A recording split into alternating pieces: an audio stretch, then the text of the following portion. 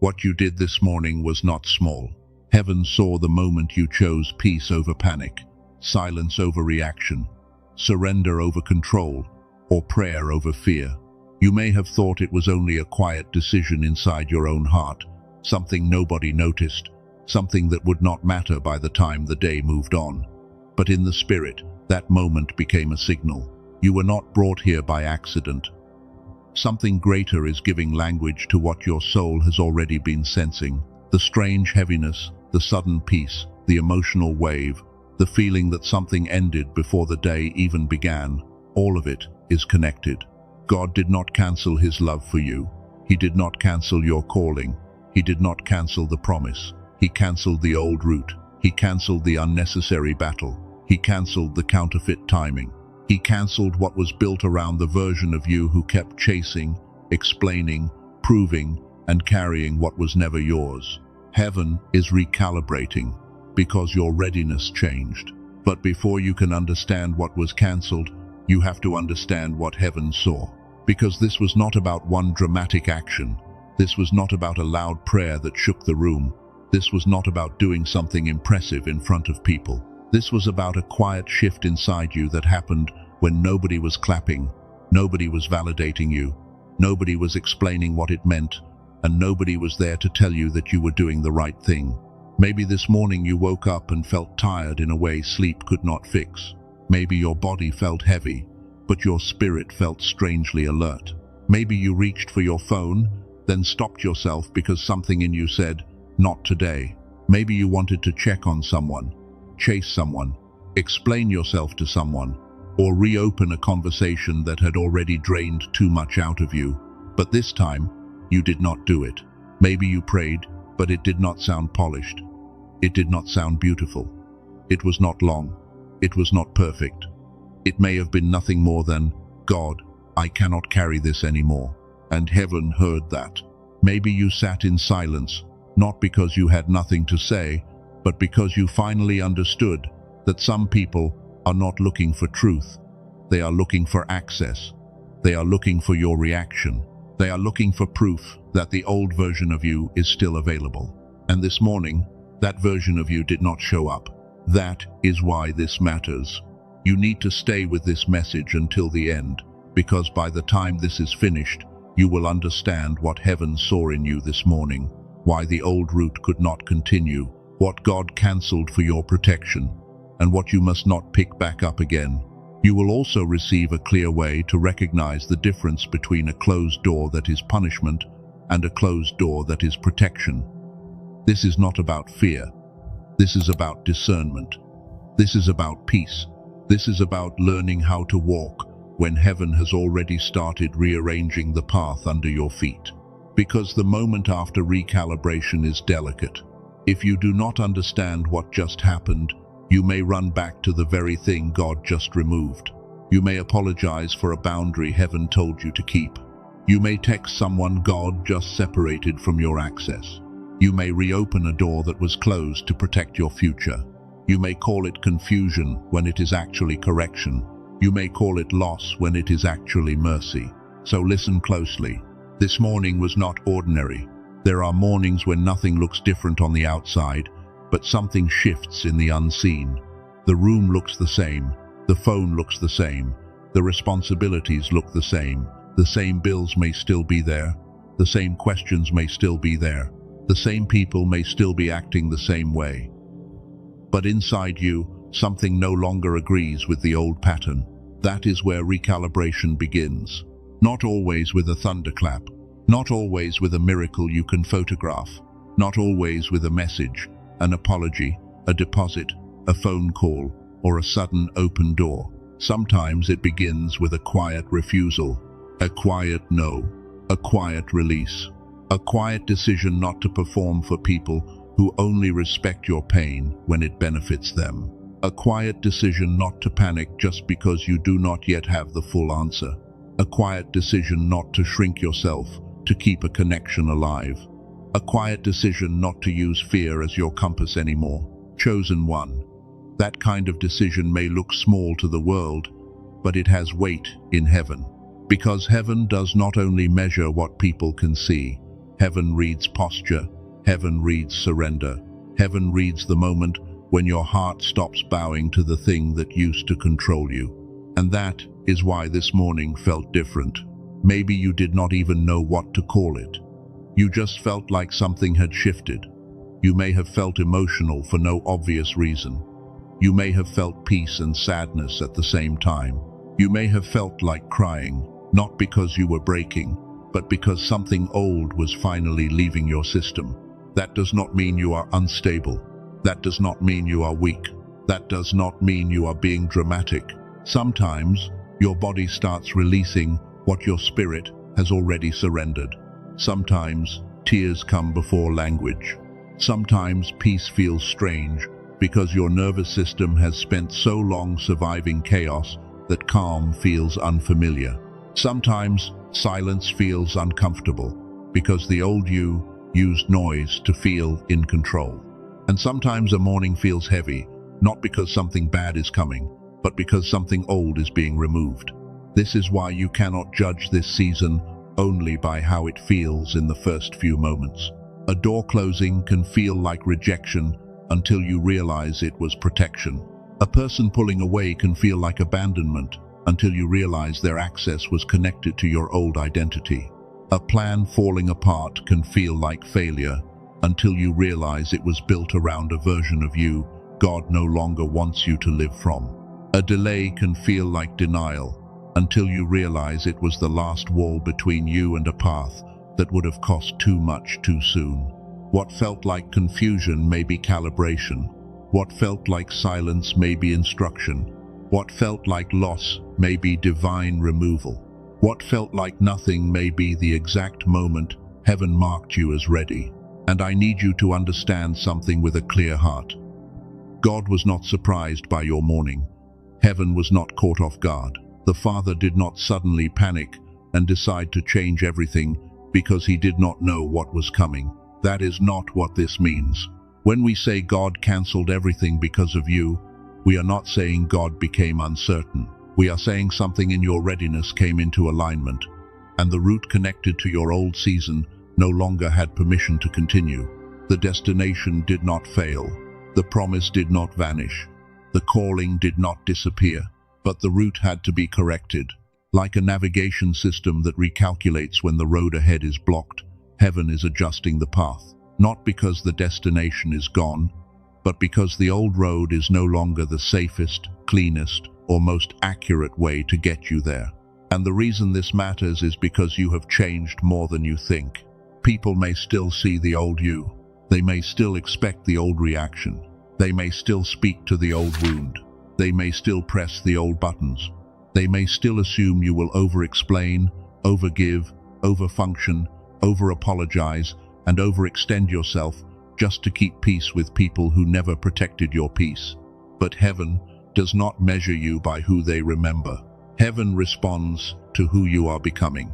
This morning, who you are becoming spoke louder than what you said. Maybe the old you would have sent a long message. Maybe the old you would have begged for clarity. Maybe the old you would have tried to prove your heart to someone committed to misunderstanding it. Maybe the old you would have replayed the same conversation all day, looking for the sentence that could have changed everything. Maybe the old you would have carried guilt for outgrowing a place, a pattern, a person, a role, or a version of yourself that once helped you survive but can no longer help you grow. But this morning, something inside you did not obey that old rhythm.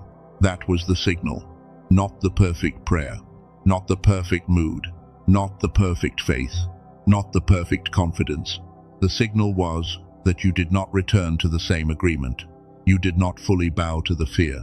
You did not give your whole day to the anxiety. You did not hand your peace back to the person, place, or problem that has been trying to manage your inner world. You may have felt the pull, but you did not surrender to it the same way. And heaven saw that. This is why you must not despise small obedience. Some of the greatest shifts in your life will not begin with a public announcement. They will begin with a private refusal. You refuse to become bitter. You refuse to manipulate the outcome. You refuse to chase what God was asking you to release. You refuse to curse the process. You refuse to turn one painful morning into a permanent identity. You refuse to let yesterday decide the language of today. And even if your refusal was weak, even if your voice trembled, even if you still felt afraid, heaven counted the direction of your heart. This is what people often misunderstand about divine timing. They think divine timing only means waiting until a certain date arrives. But sometimes divine timing is not only about the calendar. Sometimes it is about capacity. It is about posture. It is about whether you can receive what you asked for without returning to the version of yourself that would misuse it, fear it, sabotage it, or hand it back to the wrong people. There are things God cannot release to the old you because the old you would carry them with fear. There are doors that cannot open while you are still addicted to proving yourself to people who cannot walk through them with you. There are relationships that cannot arrive while you still confuse attachment with assignment. There are opportunities that cannot be trusted to a heart still negotiating with unworthiness. There are blessings that require a calm spirit, because a panicked spirit will turn even a gift into a burden. And this morning, something in you showed heaven that the panic is no longer the king. It may still speak, but it does not rule the same way. Fear may still knock, but it does not own the house. The old pattern may still call your name, but it no longer has the same authority. This is why you felt strange. You are not only losing something, you are outgrowing the system inside you that once made that thing feel necessary. That is a different kind of freedom. And freedom can feel unfamiliar at first. When you have lived for a long time in survival, peace can feel empty. When you have lived for a long time in conflict, silence can feel like something is missing. When you have lived for a long time proving yourself, being still can feel irresponsible. When you have lived for a long time carrying everyone, letting God carry you can feel like weakness. But it is not weakness. It is alignment.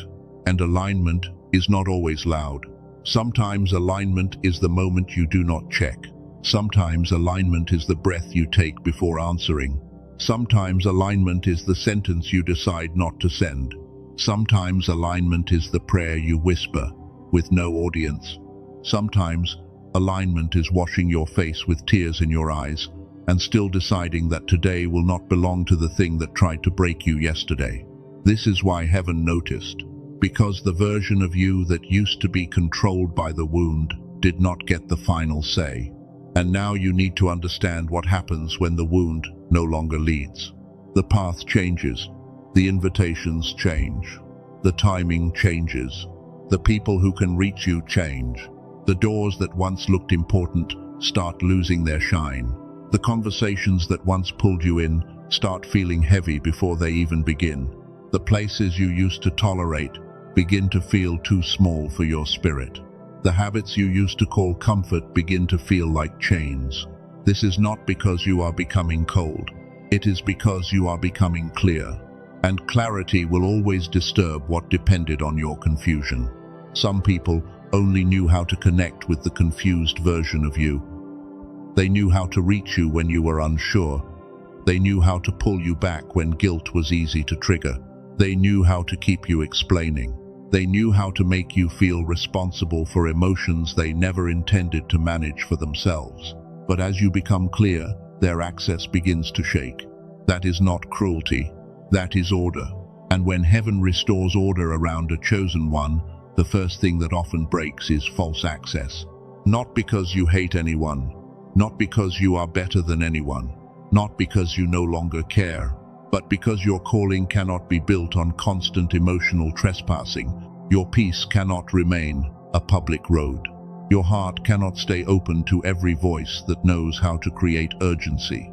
Your future cannot be negotiated by people who are still invested in the version of you that made them comfortable. So if this morning you felt a strange distance from something you used to cling to, do not rush to call it pride. If you felt less desire to explain yourself, do not rush to call it coldness. If you felt tired of the same pattern, do not rush to call it weakness. If you felt a quiet no rising inside you, do not rush to silence it. That may be the beginning of divine recalibration. God may be teaching you that peace is not something you visit after chaos. Peace is the place you are supposed to live from, and when you begin to live from peace, everything that required your chaos begins to lose legal access. That is why this morning mattered. It was not just a morning. It was a witness. It witnessed that you are not the same. It witnessed that you can be tempted and still choose differently. It witnessed that you can feel fear and still not obey it. It witnessed that you can feel grief and still not return to the cage. It witnessed that you can miss something and still know it is not yours anymore. That is maturity. And maturity often arrives quietly before promotion arrives visibly. Think about Mary. Before anything public could be understood, there was a private yes. A yes that did not come with full explanation. A yes that did not make her life instantly easier. A yes that carried weight before it carried evidence. She did not have every detail, but she had enough trust to surrender to what God was asking. That is the kind of moment many chosen ones misunderstand. They expect the big shift to feel powerful immediately. But often, the first sign of a major shift is not power. It is surrender. It is the ability to say, God, I do not know how this will work, but I will not fight you for control. It is the ability to say, I do not know who will understand, but I will not betray the truth inside me just to be approved. It is the ability to say, I do not know what you are removing, but I trust that you do not take what is necessary for my destiny. That kind of yes changes the atmosphere around your life. Not because you manipulated heaven, not because you forced a miracle, not because you earned love, but because your inner posture came into agreement with the next instruction. And when your posture changes, your path cannot remain the same. Now listen carefully, because this is where many people miss it. The action this morning was not the whole message. The action was the surface. The deeper message was the posture underneath it. It was not the prayer alone. It was the surrender inside the prayer. It was not the silence alone. It was the restraint inside the silence. It was not the tears alone. It was the honesty inside the tears. It was not the decision alone. It was the agreement behind the decision. You agreed, even if quietly, that you cannot keep living from the old place. You agreed that peace matters. You agreed that obedience matters. You agreed that your future is too sacred to be handed back to your fear. You agreed that if God is closing something, you do not have to stand in front of the door begging it to reopen. And I hear this for someone with a heavy heart. God saw what you did when nobody applauded you. He saw you choose not to retaliate. He saw you choose not to collapse. He saw you choose not to chase. He saw you choose not to turn pain into poison. He saw you choose not to make a permanent decision from a temporary emotion. He saw you choose Him in a place where choosing Him did not feel easy. And that choice had weight. Now, the question is not whether heaven saw it. The question is what heaven is changing because of it. Because when heaven sees that you are no longer agreeing with the old pattern, heaven begins to cancel the root that was built around that pattern. This is where the next part becomes important. Some things may begin to close, and if you do not understand what is happening, you may grieve what you should be thanking God for. Some conversations may not happen the way you expected. Some plans may lose momentum. Some people may become strangely distant. Some invitations may stop feeling right. Some doors may shut faster than you thought they would. Some desires may weaken without you forcing them to. And your first instinct may be to ask, did I do something wrong? But what if you did something right? What if the morning did not create punishment? What if it revealed readiness? What if heaven is not taking from you? What if heaven is removing what would have taken you from yourself? What if the cancellation is mercy wearing the disguise of disruption? This is why you must stay spiritually awake. Because not every interruption is an attack. Not every closed door is rejection. Not every loss is evidence that God forgot you. Sometimes the door closes because the room behind it belonged to the old you. Sometimes the person pulls away because they were assigned to a lesson not a lifetime. Sometimes the plan changes because the plan was too small for the capacity God just found in you. Sometimes heaven cancels what you would have chosen in fear, so you can receive what you could only steward in peace. That is what is happening here. This morning was not the full miracle. It was the signal that the old route had expired. And in the next part, you need to understand what heaven actually saw in you, because that is the key to understanding what God is about to cancel, redirect, and protect. Do not rush back to what feels familiar just because the new path feels quiet. Do not call it emptiness when God is creating space. Do not call it confusion when heaven is changing the route.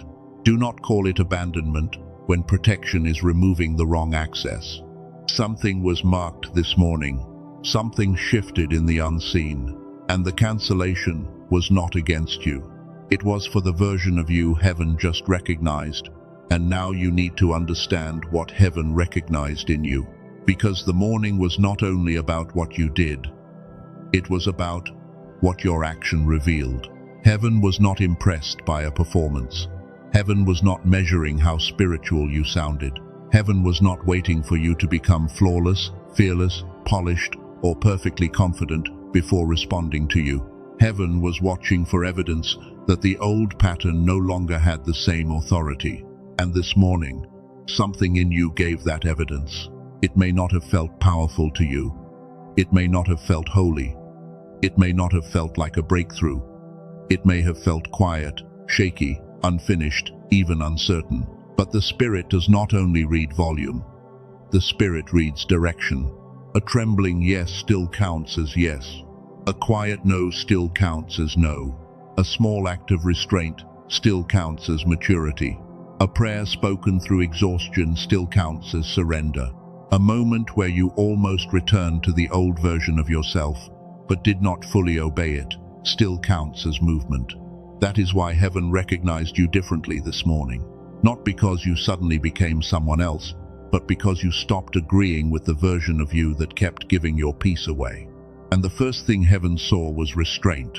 Restraint is one of the most misunderstood forms of power. People often think power is when you answer quickly, defend yourself loudly, prove your point perfectly, and make sure nobody leaves the room with the wrong story about you. But there is a deeper kind of power. It is the power to feel the old fire rising and not throw it at someone.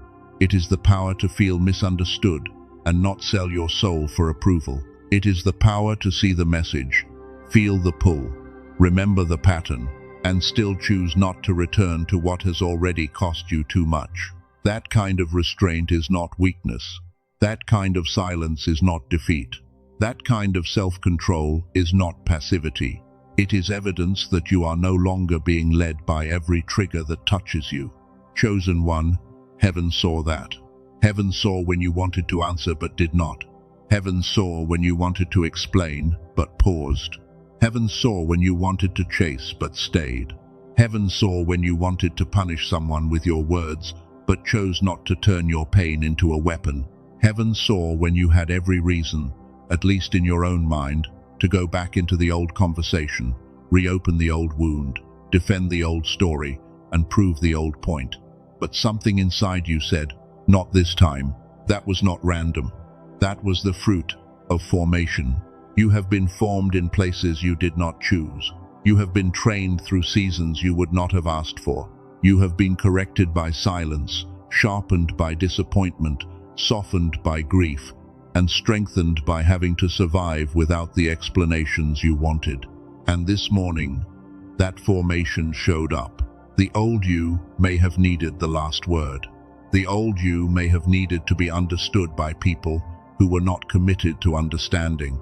The old you may have needed to fix the atmosphere, manage the emotions, smooth over the tension, and make everyone else comfortable, even while you were breaking inside. But this morning, the old you did not get full control. You may have felt the old urge. You may have heard the old script in your mind. You may have felt the pull in your chest, the pressure to respond, the familiar guilt that says, maybe I should just explain one more time. Maybe I should just make peace one more time. Maybe I should just lower the boundary one more time so nobody thinks I have changed too much. But something in you knew. One more explanation would not create peace.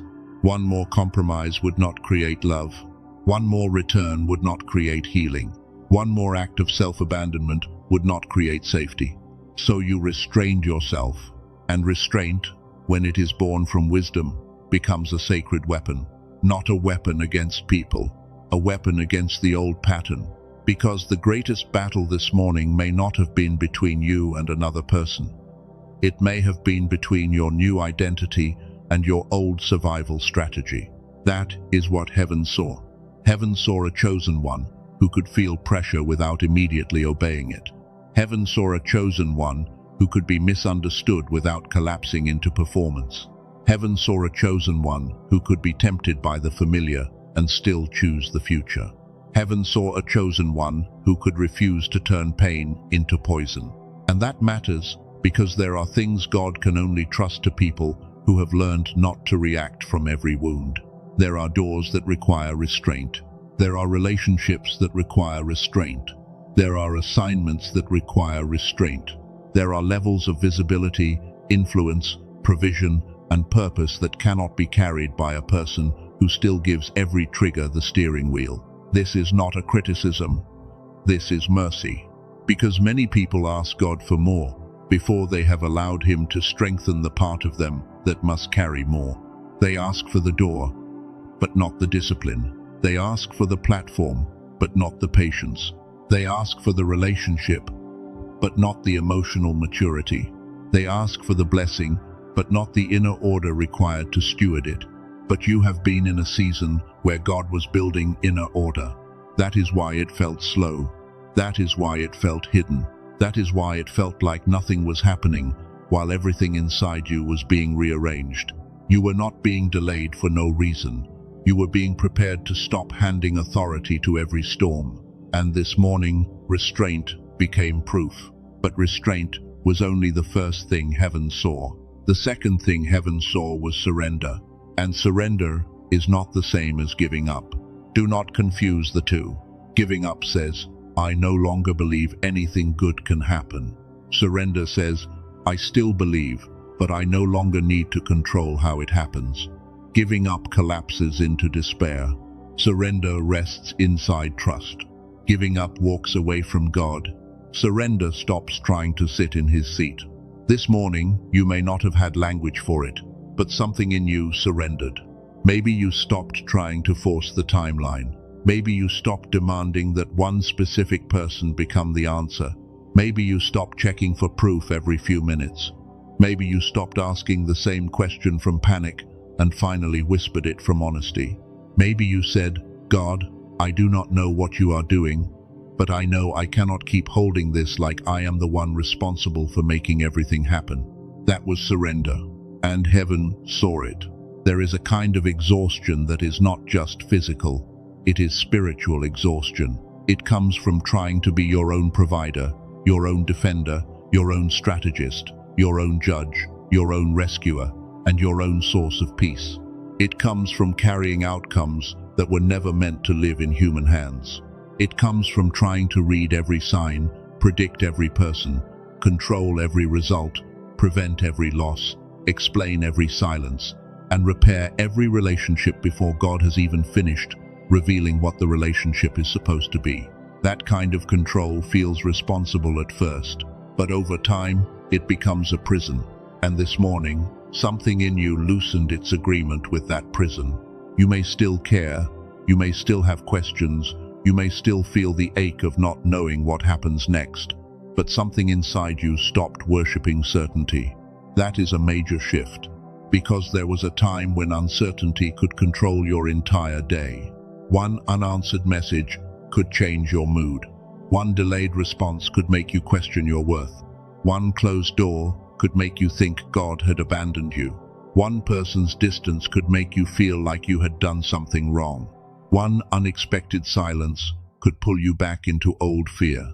But this morning, even if fear tried to speak, it did not own the whole room. This morning, even if uncertainty remained, you did not bow to it the same way. This morning, even if you did not understand the plan, you began to release the need to manage every piece of it. That is surrender. And surrender gives heaven room to move. Not because God was powerless before, not because your control was stronger than His will, but because God will not build your future on the foundation of your self-betrayal. He will not bless the version of the path that requires you to stay addicted to anxiety. He will not strengthen the door that keeps you dependent on panic. He will not confirm the connection that needs your fear in order to survive. He will not ask you to keep carrying something that He is trying to remove just because you are afraid of empty hands. Sometimes the hands must be empty before they can receive accurately. Sometimes the mind must stop rehearsing the old outcome before it can recognize the new instruction. Sometimes the heart must release the counterfeit answer before the true answer can arrive without being compared to the thing that almost destroyed you. This is why surrender matters. Surrender is not laziness. Surrender is not pretending you do not care. Surrender is not sitting back and refusing responsibility. Surrender is the moment you stop using fear as your method. It is when you say, I will do what is mine to do, but I will not become God over what is not mine. I will be faithful, but I will not force. I will be honest, but I will not manipulate. I will be present, but I will not chase. I will be obedient, but I will not panic. That is a holy difference. And when heaven sees that difference, the path begins to change. Because the old route was built around the old agreement. The old route assumed you would still be available to fear. The old route assumed you would still negotiate with confusion. The old route assumed you would still shrink for people who preferred you uncertain. The old route assumed you would still say yes when your spirit was saying no. The old route assumed you would still call chaos normal because it was familiar. But surrender breaks the agreement. And when the agreement breaks, the route must be recalibrated. That is why you cannot underestimate what happened this morning. A surrendered heart changes what can remain attached to your life. A surrendered heart changes what can enter your next season. A surrendered heart changes what can speak with authority over your decisions. A surrendered heart changes what kind of opportunities you can recognize. A surrendered heart changes how you respond when God removes something before you fully understand why. This is where many people become confused. They surrender something to God, and then when God starts moving it, closing it, quieting it, delaying it, or separating it, they panic and try to take it back. They say, God, I give it to you. Then the moment He touches it, they say, wait, not like that. They say, God, lead me. Then the moment He changes the direction, they say, this cannot be you because it does not feel familiar. They say, God, protect me. Then when He removes the person, the invitation, the habit, the door, or the conversation that kept reopening the wound, they say, why are you taking this from me? But chosen one, what if He is not taking it from you? What if He is taking you out of its reach? What if the thing you keep calling loss is actually distance? What if the thing you keep calling silence is actually separation? What if the thing you keep calling delay is actually divine restraint?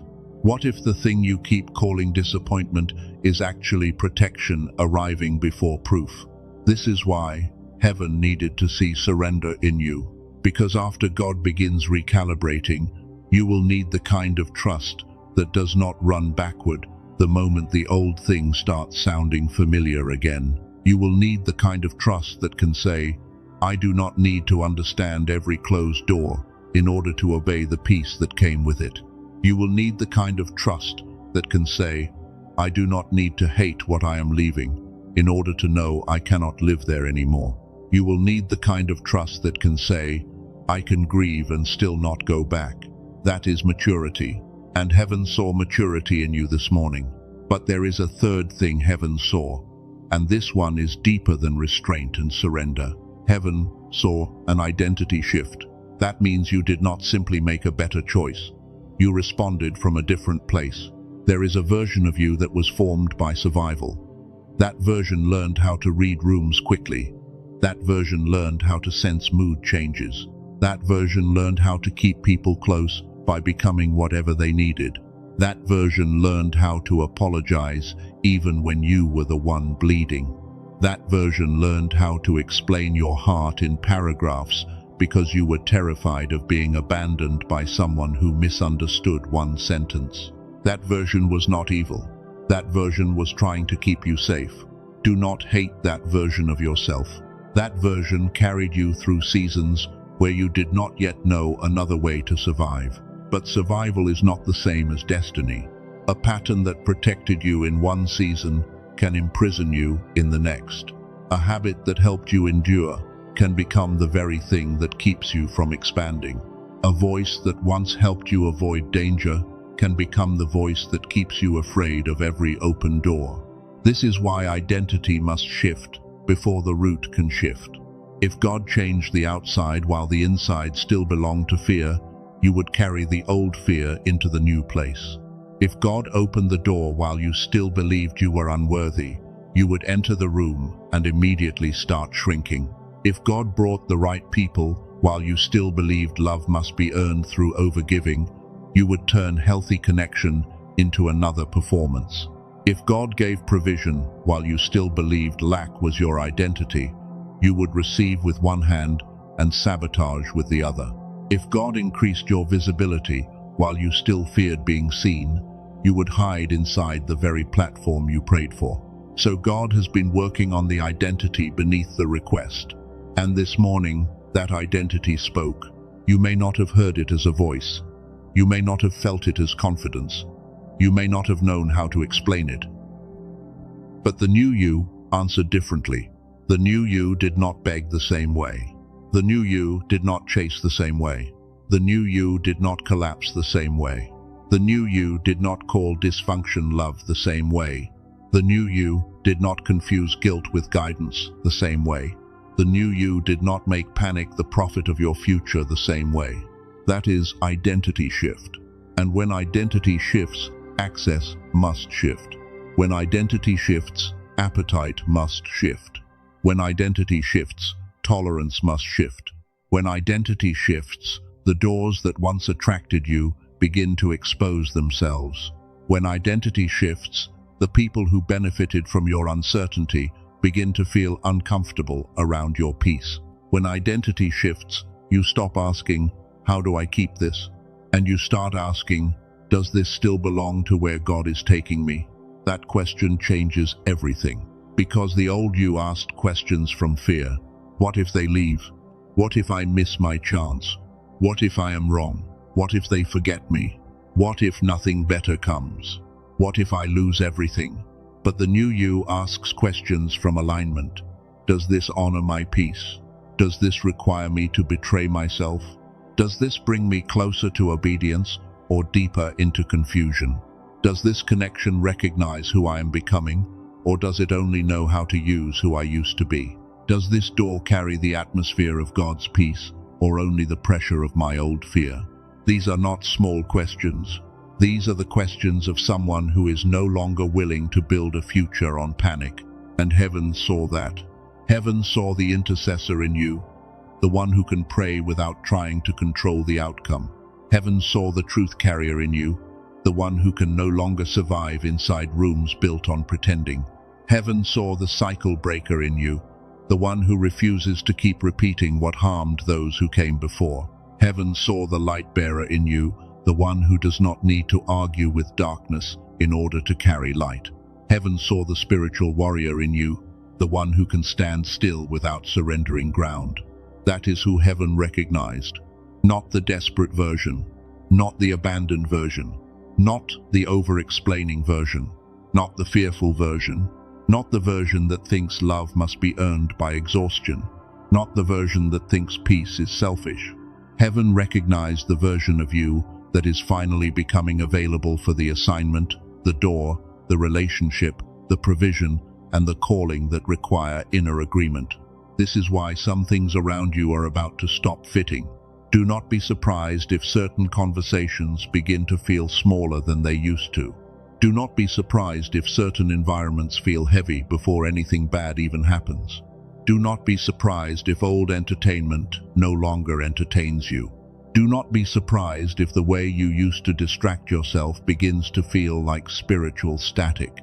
Do not be surprised if some people cannot understand why you are quieter, calmer, less available, or less reactive. They may think you are changing in a negative way. But what if you are simply becoming less accessible to what once controlled you? What if your quiet is not distance from love, but distance from chaos? What if your calm is not pride, but healing? What if your boundary is not rejection, but stewardship?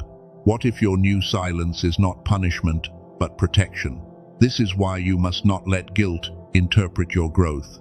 Guilt will tell you that you are being selfish because you no longer abandon yourself quickly. Guilt will tell you that you are cold because you no longer rush to rescue every emotional emergency. Guilt will tell you that you are wrong because your peace makes certain people uncomfortable. Guilt will tell you that if you were truly loving, you would let everyone have the same access they had before.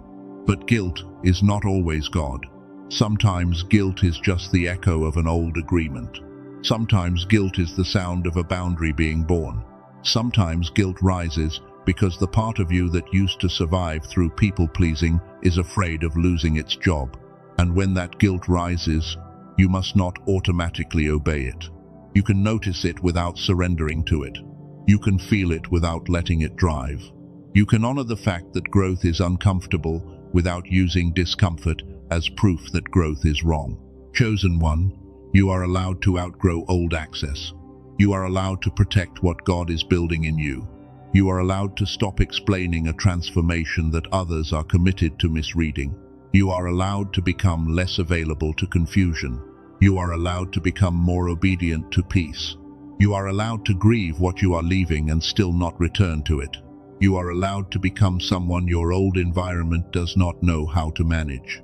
And you do not owe anyone an apology for becoming who God was forming when they thought nothing was happening.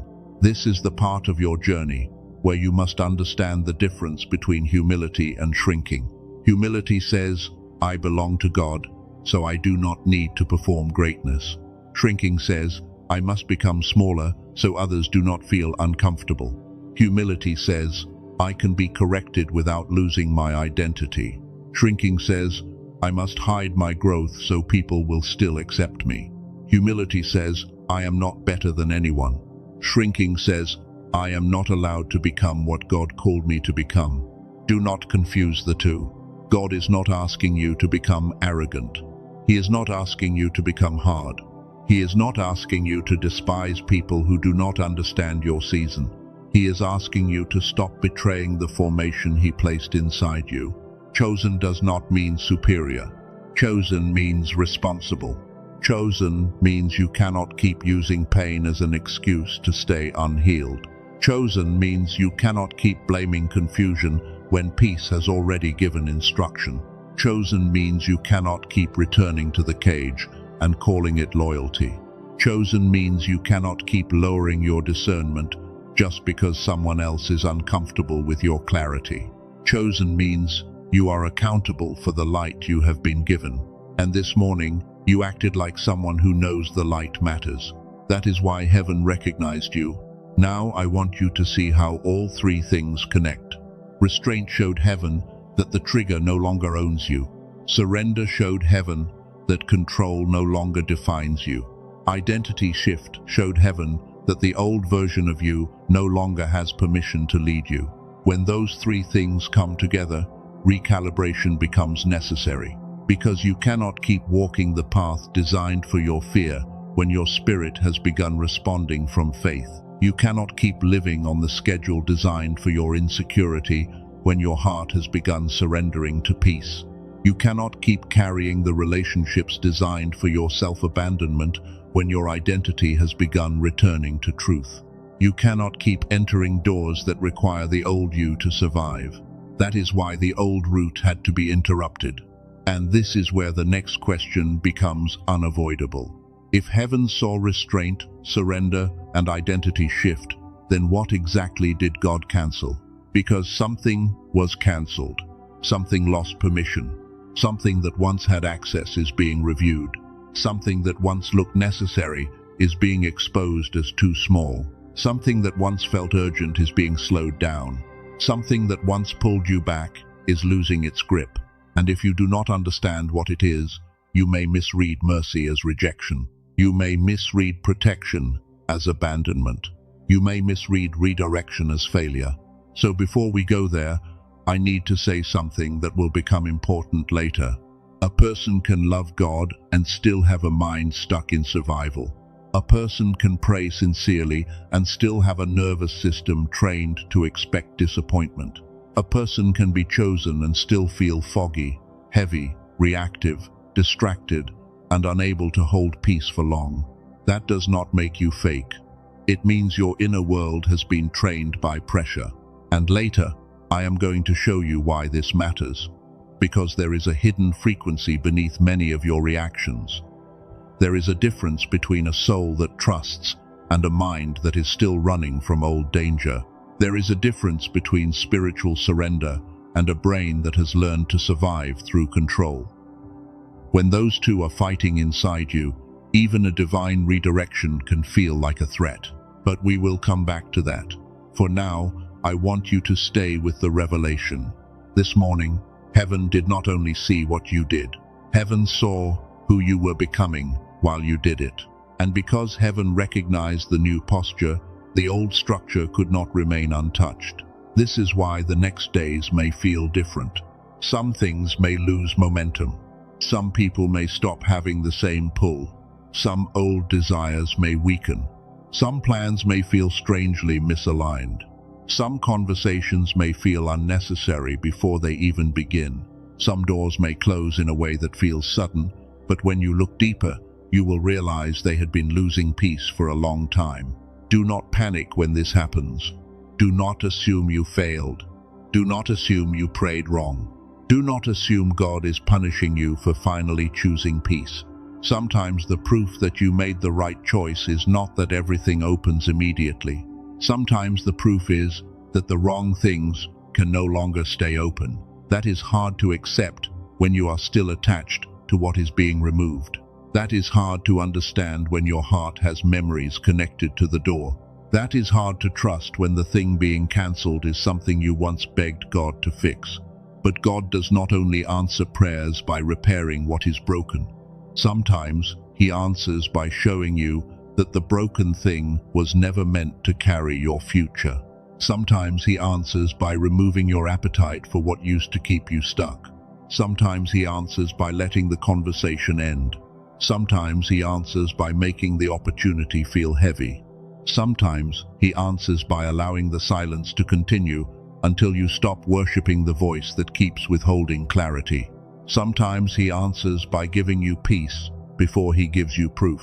And if you have peace before proof, you must learn not to betray the peace just because the proof is taking time. That may be one of the most important instructions for you right now.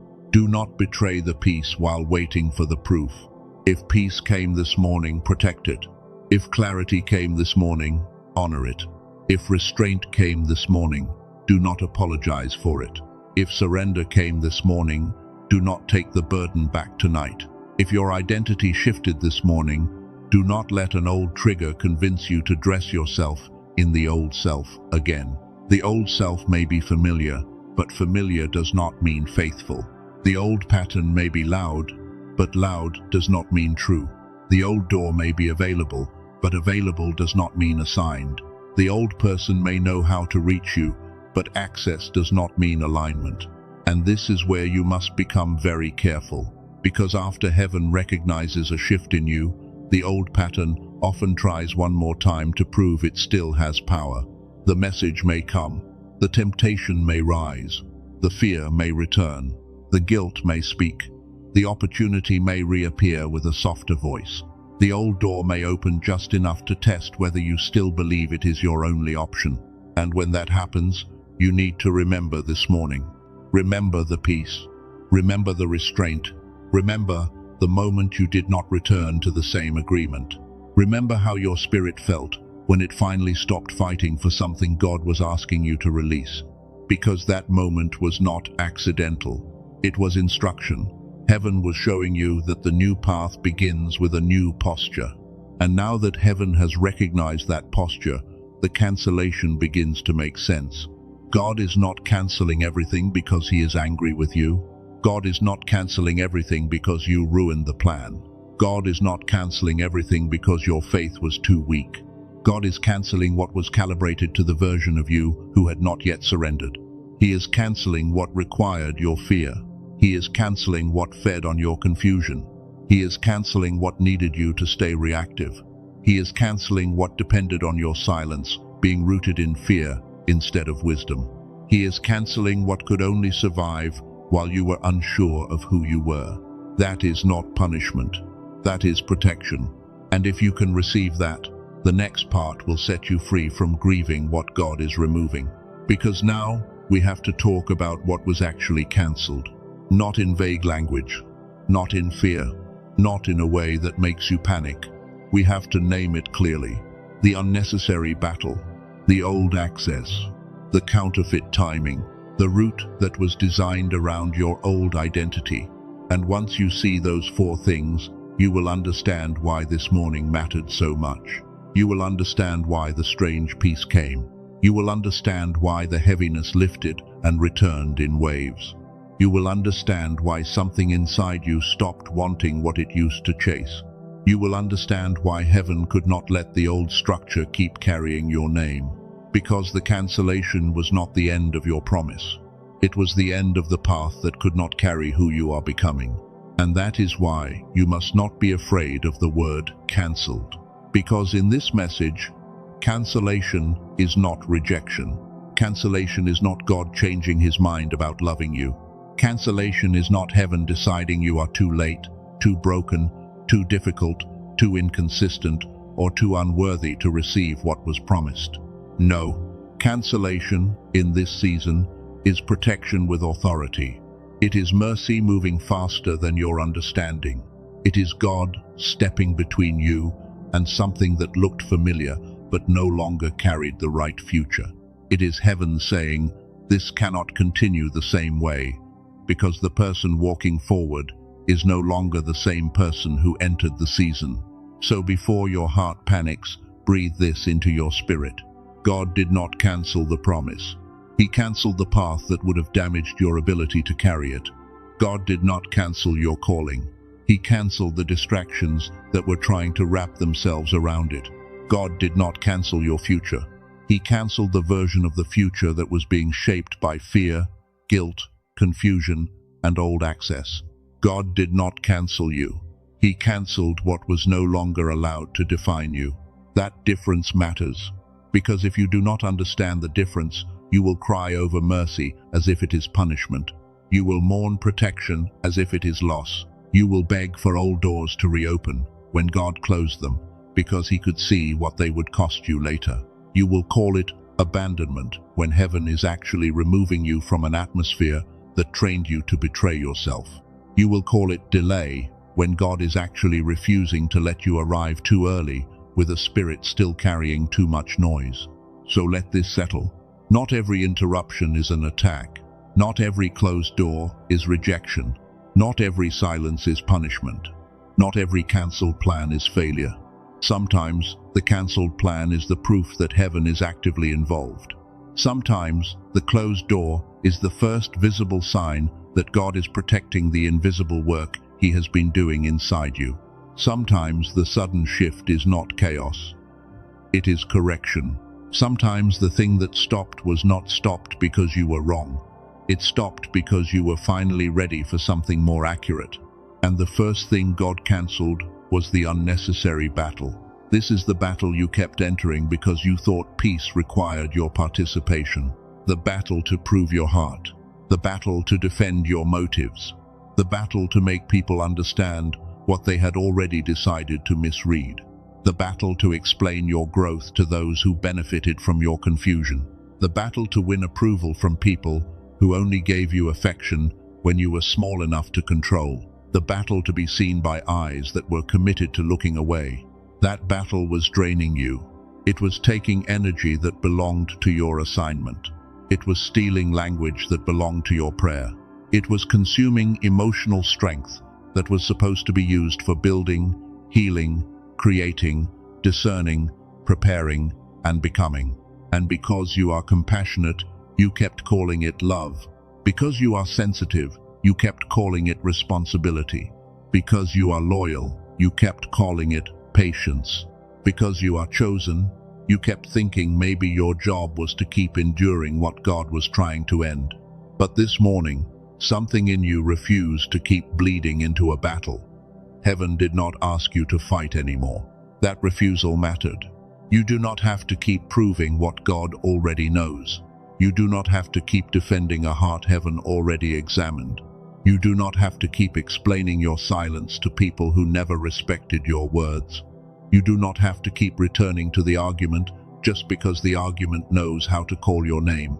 You do not have to keep standing in a courtroom where God never placed you on trial. That battle is being cancelled, and when a battle is cancelled by heaven, it may feel strange at first because your body was trained for war. You may feel the urge to go back and check the field.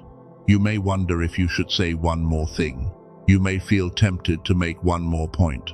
You may imagine the perfect sentence that would finally make them understand. You may think, maybe if I explain it with more softness, more detail, more proof, more emotion, more humility, they will finally see what I meant. But chosen one, if clarity could have healed that battle, your explanations would have healed it by now. If your heart could have changed their posture, it would have changed it by now. If your pain could have made them tender, they would have become tender by now. If your loyalty could have made them honest, they would have become honest by now. There are some battles that continue not because truth is absent, but because someone benefits from keeping you trapped in defense. And God is canceling that. He is canceling the emotional courtroom. He is canceling the need to keep presenting evidence. He is canceling the assignment you gave yourself to convince people who are not assigned to carry your future. He is canceling the false responsibility that told you their misunderstanding was yours to repair. This does not mean you become hard. This does not mean you become cruel. This does not mean you refuse accountability. This does not mean you stop loving people. It means you stop offering your peace as payment for acceptance. It means you stop entering battles that require you to abandon the quiet authority God is forming in you. It means you stop confusing endurance with obedience when God has already released you. Sometimes the most spiritual thing you can do is not answer. Sometimes the most mature thing you can do is not correct the story. Sometimes the most obedient thing you can do is not return to the scene where your peace was repeatedly taken and call it humility. David knew something about this. He had opportunities to force what God had already promised. He had chances to make the timeline move by his own hand. He had reasons to defend himself, to strike back, to take what looked like an open door, but he had to learn that being chosen does not give you permission to move from impulse. Anointing without restraint becomes danger. Calling without surrender becomes pressure. Purpose without patience becomes self-made warfare. So there are moments when God does not ask you to win the fight. He asks you to leave the fight. Not because you are weak, because the fight is too small for where you are going. And for someone listening right now, that is the word. The battle is too small. The argument is too small. The need to be right in their eyes is too small. The emotional tug of war is too small. The old room where you had to keep proving your worth is too small. God is not asking you to keep lowering yourself into a battle that no longer matches your formation. He is canceling it. And if He cancelled the battle, do not volunteer for it again. Do not let one message pull you back into what heaven just ended. Do not let one accusation make you forget the peace that came when you stopped defending yourself. Do not let one familiar voice convince you that silence is weakness. Do not let one emotional trigger become a door back into bondage, because the unnecessary battle is finished. The second thing God cancelled is old access, and this one may touch your heart deeply, because old access often comes with memories. Old access can look like history. Old access can look like loyalty. Old access can look like family, friendship, partnership, ministry, shared struggle, shared pain, shared dreams, or years of emotional investment. Old access can say, after all we have been through, how can you change the terms now? Old access can make you feel guilty for needing space. It can make you feel selfish for protecting peace. It can make you feel like growth is betrayal. It can make you feel like becoming healthier means abandoning people who still expect the wounded version of you to remain available. But listen carefully. Access is not the same as love. You can love someone and still not give them the same access to your nervous system. You can forgive someone and still not hand them the keys to your inner world. You can honor what a person meant in one season and still recognize they do not have the grace to walk closely with you in the next. You can care deeply and still obey distance. You can be compassionate without being constantly reachable. Old access is being cancelled because access must match assignment. Not everyone who knows your story is assigned to your next chapter. Not everyone who saw your wilderness is allowed to stand in your promised land. Not everyone who shared your pain is qualified to steward your peace. Not everyone who cried with you can celebrate your healing. Not everyone who needed you when you were empty will know how to honor you when you are full. And that is not something to hate them for. It is something to discern. Some people were connected to your wound, not your wholeness. Some people knew how to relate to your confusion, but not your clarity. Some people loved your availability, but not your boundaries. Some people valued your gift, but not your humanity. Some people supported your survival, but became uncomfortable with your restoration. And when heaven begins recalibrating a life, false access starts shaking first, because your future cannot be built while everyone from your past still has unrestricted entry into your emotions. Your peace cannot be a public road. Your heart cannot be an unlocked house. Your calling cannot be a table where every voice gets a seat. Your attention cannot remain open to every person who knows how to create urgency. This is not pride. This is stewardship. God is teaching you that peace needs gates, not walls built from bitterness, gates built from discernment. A wall says, I will never love again. A gate says, access requires alignment. A wall says, I am afraid of being hurt. A gate says, I am no longer available for repeated dishonor. A wall says, nobody gets in. A gate says, what enters must respect what God is building here. That is the shift. And this morning, when you did not reach back the same way, when you did not chase the same voice, when you did not make yourself available to the same confusion, heaven saw that the gate was forming. That gate is holy. Do not tear it down because someone calls it distance. Do not tear it down because someone misses the version of you that had no boundaries. Do not tear it down because guilt tries to preach louder than peace. Do not tear it down because old access says, you have changed. Yes, you have changed. That is the point. You were supposed to change. Healing changes access. Wisdom changes access. Peace changes access. Obedience changes access. When God matures you, He also teaches you how to steward entry. Because some people do not want relationship. They want reach. They want the ability to reach your emotions whenever they feel unstable. They want the ability to reach your attention whenever they feel ignored. They want the ability to reach your guilt whenever they need control. They want the ability to reach your wounds whenever they want proof that they still matter. But God is canceling reach that was never rooted in love. He is canceling access that only existed because you were afraid to disappoint people. He is canceling closeness that was maintained by your self-abandonment. He is canceling the emotional contract that said, I must be available to be considered good. Chosen one, you are allowed to be good and unavailable. You are allowed to be loving and discerning. You are allowed to forgive and still move differently. You are allowed to bless people and still not let them sit in the control room of your life. You are allowed to stop giving permanent access to temporary assignments. You are allowed to let a season be complete. And yes, it may hurt. It may feel strange when old access loses permission. It may feel lonely at first when the voices that used to fill the room become quiet. It may make you wonder whether you are being too harsh. It may make you question whether peace is worth the discomfort of distance. But when old access is cancelled by God, the empty space is not abandonment. It is preparation. Space is where new alignment can breathe. Space is where your nervous system learns that peace does not need constant interruption. Space is where God shows you who you are, without the old voices defining you. Space is where your discernment gets clear again. Space is where you stop confusing noise with connection. And after the space, the right people will not need you to betray yourself in order to remain close. The right people will not punish your boundaries. The right people will not call your peace arrogance. The right people will not require your confusion as proof of loyalty.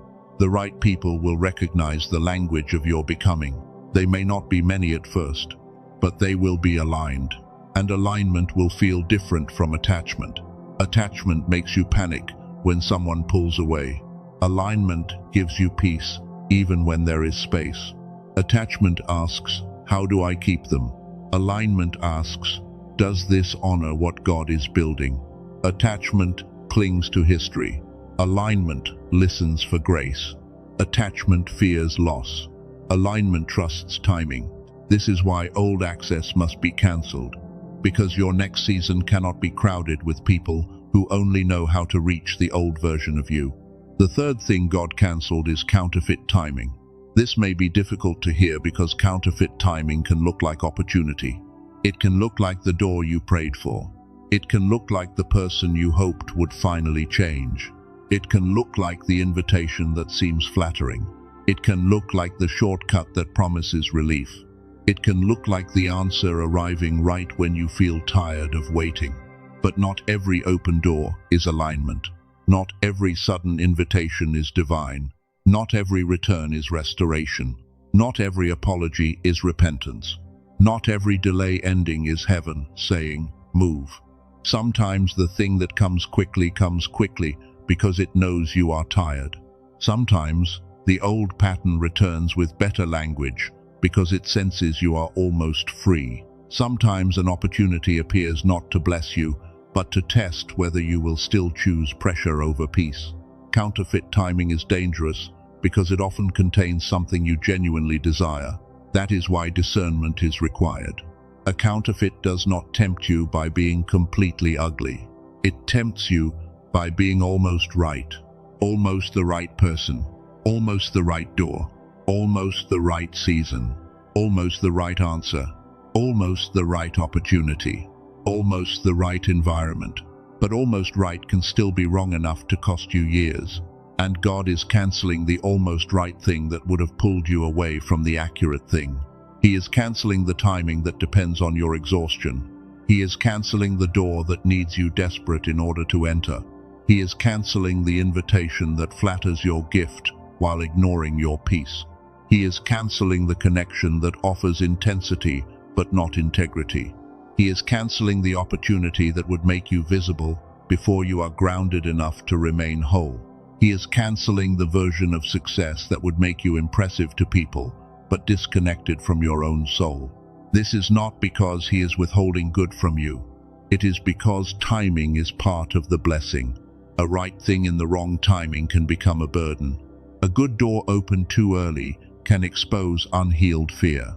A relationship before readiness can become a mirror for wounds instead of a place for love. A promotion before formation can become pressure that crushes what God was still strengthening. A financial increase before wisdom can create more bondage, not freedom. A public platform before inner stability can make you visible and vulnerable at the same time. God is not only concerned with you receiving, he is concerned with you remaining whole after you receive. That is why counterfeit timing must be cancelled. Joseph knew this pattern. There was a promise on his life long before there was a palace. There was a dream before there was a throne room. There was favor before there was maturity. There was calling before there was capacity. If he had entered the place of elevation before the place of formation had finished its work, the gift could have destroyed him. But the pit The waiting, the betrayal, the hidden years, and the pressure were not proof that God had forgotten him. They were part of the formation that allowed him to carry what the dream had announced. You may be in a similar kind of recalibration. Not because God forgot the dream, because God is protecting the person who must carry it. He is cancelling what arrives too early. He is cancelling what flatters the unhealed place. He is cancelling what promises speed but produces bondage. He is cancelling what feeds the craving but starves the calling. He is cancelling what looks like movement but is actually a detour back into fear. And this morning, when you chose peace, restraint, surrender, or honesty, heaven saw that you are ready to stop letting urgency make decisions for you. That matters, because counterfeit timing usually speaks with urgency. It says, answer now, decide now, prove it now, go back now, fix it now, take it now, agree now, explain now. But divine timing can carry urgency without panic. Divine timing may be serious, but it is not frantic. Divine timing may move quickly, but it does not require you to betray peace. Divine timing may challenge you, but it will not ask you to abandon discernment. Divine timing may stretch you, but it will not demand that you become the old you in order to enter the new door. So when something suddenly appears after you have chosen peace, do not judge it only by how badly you wanted it before. Ask whether it still matches who you are becoming. Ask whether it carries peace or pressure. Ask whether it requires the old fear to lead. Ask whether it honors the version of you heaven recognized this morning. If it does not, let God cancel it. Do not argue with the cancellation. Do not keep asking for the thing just because you once desired it. Sometimes your desire changed because your identity changed. Sometimes you no longer want what you begged for because God healed the place in you that was begging. Sometimes the thing you thought you needed was only powerful because you were afraid nothing better would come. But fear is a poor prophet. Fear will make a cage look like shelter. Fear will make crumbs look like covenant. Fear will make chaos feel like passion. Fear will make counterfeit timing look like divine rescue. And God loves you too much to let fear choose your future. So he cancels. He cancels the invitation that would have cost your peace. He cancels the return that would have reopened the wound. He cancels the shortcut that would have bypassed your formation. He cancels the offer that looks impressive but is rooted in pressure. He cancels the old dream when the old dream was too small for the healed version of you. And that brings us to the deepest cancellation. God cancelled the root that was built around your old identity. This is the one that explains everything. Because the old root was not always evil. Some parts of it may have looked good. Some parts of it may have been necessary for a time. Some parts of it may have helped you survive. Some parts of it may have carried you through the wilderness. Some parts of it may have taught you strength, humility, patience, discernment, endurance, and faith. But a root can be useful in one season and outdated in the next. A map can get you through the desert but not into the promise. A strategy can keep you alive in survival, but keep you limited in purpose. A relationship can teach you a lesson but not carry your destiny. A habit can help you cope but not help you become. A version of you can be necessary for survival but impossible for fulfillment. That is why the old identity root had to be cancelled. The old root required you to keep moving from fear. The old root required you to keep checking for permission. The old root required you to keep proving your value. The old root required you to keep shrinking so others would not feel confronted. The old root required you to keep over-explaining so nobody would accuse you of changing. The old root required you to keep calling exhaustion love. The old root required you to keep mistaking being needed for being chosen. But God is not leading you by that map anymore. The old root was calibrated to your wound. The new root is calibrated to your wisdom. The old root was organized around survival. The new root is organized around surrender. The old root needed your fear to keep moving. The new root requires your trust. The old root rewarded self-abandonment. The new root requires stewardship. The old route made you available to everything. The new route teaches you sacred access. The old route kept you busy. The new route makes you aligned. And alignment may look slower at first, but it is cleaner. It is quieter. It is steadier. It does not need panic to prove that something is happening. It does not need constant noise to feel alive. It does not need chaos to create meaning. It does not need you to bleed for every connection. It does not need you to hate your past in order to leave it. The new route will require a different version of you, not a perfect version, a present version, a surrendered version, a discerning version, a version that can say no without collapsing, a version that can receive without fear, a version that can be loved without performing, a version that can be seen without hiding, a version that can be blessed without handing the blessing to people who did not honor the becoming. This is why God had to cancel the old identity route, because if he did not, you would keep walking toward a future that still depended on the old wound. And God is not interested in giving you a decorated cage. He is not interested in making the prison more comfortable. He is not interested in blessing the pattern that keeps you small. He is not interested in sending you more resources just so the old fear has more material to manage. He is not interested in giving you public elevation while your private world is still being ruled by panic. He is not interested in making you visible just so you can become more anxious, more performative, more disconnected, and more afraid of being exposed. He wants wholeness. He wants truth. He wants alignment. He wants the blessing to find a person who can remain whole while carrying it. And this is where the title becomes deeper.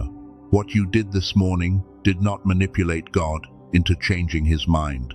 What you did this morning revealed that the version of the plan attached to your old identity had expired.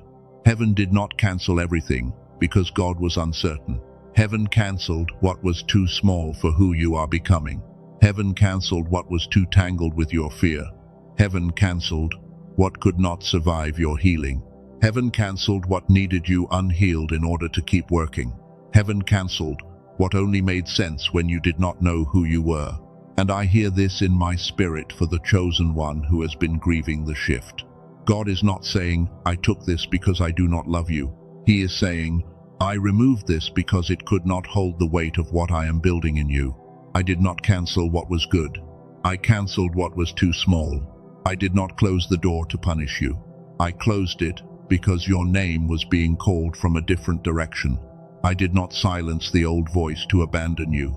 I silenced it so you could hear me again. Receive that carefully, because if you receive it, grief will begin to lose its confusion. You may still feel sad. That is human. You may still miss what was familiar. That is human. You may still have moments where you wonder if things could have gone differently. That is human. But beneath the sadness, there will be a steadier knowing. A knowing that says, I cannot go back. A knowing that says, I can honor what was and still trust what is coming. A knowing that says, if God cancelled it, I do not need to resurrect it with fear. A knowing that says, what is being removed is not stronger than what is being prepared.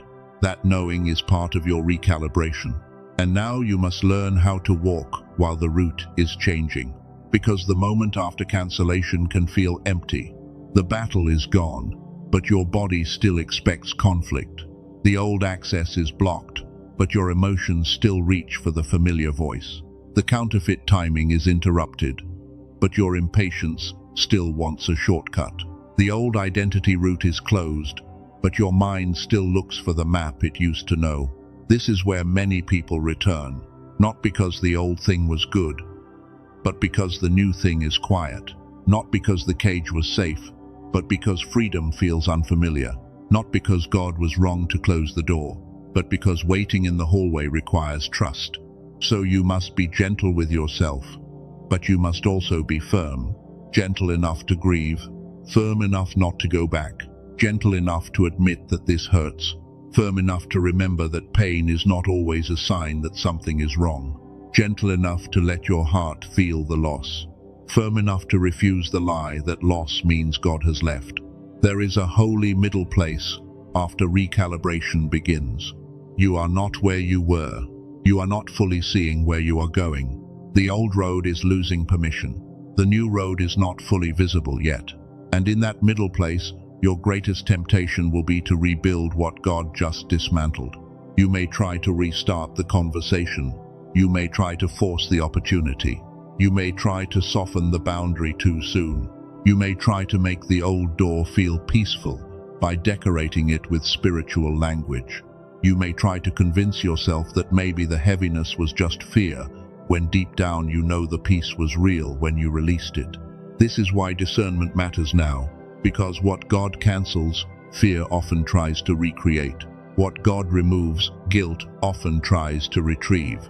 What God closes, loneliness often tries to reopen. What God exposes, nostalgia often tries to romanticize. What God ends, the old identity often tries to call unfinished. But not everything unfinished is meant to be resumed. Some things are unfinished because the lesson is complete, but the attachment is still talking. Some things feel unresolved because you wanted closure from a place that only gave you confusion. Some things still echo because your body remembers the pattern even after your spirit has been released. Some things still hurt because healing does not always arrive at the same speed as obedience. So do not use pain as proof that God did not speak. Do not use longing as proof that the old route is still assigned. Do not use loneliness as proof that you made the wrong choice. Do not use silence as proof that nothing is happening. Heaven is recalibrating, and recalibration does not always feel like movement at first. Sometimes it feels like stillness. Sometimes it feels like disconnection from what used to energize you. Sometimes it feels like confusion before clarity. Sometimes it feels like a pause so deep that you start wondering whether the path disappeared. But the path did not disappear. The inaccurate route did. The route built around over-explaining was cancelled. The route built around chasing was cancelled. The route built around self-abandonment was cancelled. The route built around emotional chaos was cancelled. The route built around counterfeit timing was cancelled. The route built around old access was cancelled. And now, heaven is adjusting the path around the person you are becoming. That is why you must not rush. A recalibrated path requires a recalibrated pace. You cannot carry the new instruction with the old urgency. You cannot enter the next door with the old panic. You cannot protect the new peace with the old habits. You cannot discern the new relationships with the old wound deciding who feels familiar. You cannot steward the new provision with the old fear of lack still ruling every decision. You cannot become visible with the old terror of being judged still controlling your voice. This is not to shame you. This is to prepare you, because the next part of your journey is not just about what God cancelled. It is about how you cooperate with what heaven is now recalibrating. You will need to learn how not to resurrect what God removed. You will need to learn how to discern peace from pressure. You will need to learn how to tell the difference between divine urgency and trauma urgency. You will need to learn how to protect the quiet state God gave you this morning. You will need to learn how to stay aligned when the old pattern tries to return with a softer voice. Because it may return. The unnecessary battle may invite you back. Old access may knock. Counterfeit timing may appear again with better language. The old identity route may whisper that it was not that bad. And when that happens, you must remember what God cancelled. Not because you are afraid, because you are awake. You are awake to the fact that peace is not accidental. You are awake to the fact that restraint was evidence. You are awake to the fact that surrender was not weakness. You are awake to the fact that your identity has shifted. You are awake to the fact that God is not removing things to harm you, but to make room for what can finally match the person He has been forming. And this is the sacred truth. The cancellation is not the end. The cancellation is the clearing. It is the clearing of the battlefield. It is the clearing of false access. It is the clearing of wrong timing. It is the clearing of the outdated route. It is the clearing of the old map. It is the clearing of the noise that kept you from hearing the next instruction. So when something closes now, do not immediately panic. Ask for peace. When someone loses access now, do not immediately chase. Ask for discernment. When an opportunity disappears now, do not immediately assume failure. Ask whether it was aligned. When your desire changes now, do not immediately call yourself inconsistent. Ask whether you are healing. When the old route becomes impossible now, do not curse the interruption. Ask whether heaven is recalibrating, because this is not the season to drag old maps into new territory. This is not the season to keep negotiating with doors God has already marked as too small. This is not the season to call chaos exciting just because peace feels unfamiliar. This is not the season to keep proving you are worthy to people who only respect you when you forget your worth. This is not the season to resurrect the battle, restore the access, rush the timing, or return to the identity that God just delivered you from. This is the season to let the cancellation finish its work. Let the battle end. Let the access change. Let the timing be corrected. Let the old route close. Let God be trusted even before the new map is fully visible, because what comes next will require cooperation. Heaven has already begun rearranging the path around you, but you still have a role in protecting what has started. You cannot keep feeding what God is starving. You cannot keep opening what God is closing. You cannot keep calling it love when it costs your obedience. You cannot keep calling it loyalty when it requires self-betrayal. You cannot keep calling it patience when God has already given release. The next step is not to fight the cancellation. The next step is to learn how to walk with the recalibration. And that is where the next part must take you. Because if you understand what was cancelled, but you do not know how to cooperate with what is being recalibrated, you may still drift back into the old route. You need a new way to respond, a new way to discern, a new way to protect peace, a new way to recognize when urgency is not God, but old survival speaking, a new way to hold still when everything in you wants to run back to what was familiar. Because what God cancelled was not your destiny. It was what could not carry your destiny. And what heaven is recalibrating now is not just the road in front of you. It is the state within you that must be able to walk it. Because a new road will not feel new if you carry the old urgency into it. A new door will not feel safe if your inner world is still trained to expect punishment.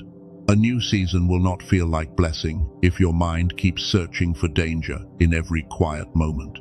A new relationship will not feel peaceful if the old wound keeps calling peace boring and chaos familiar.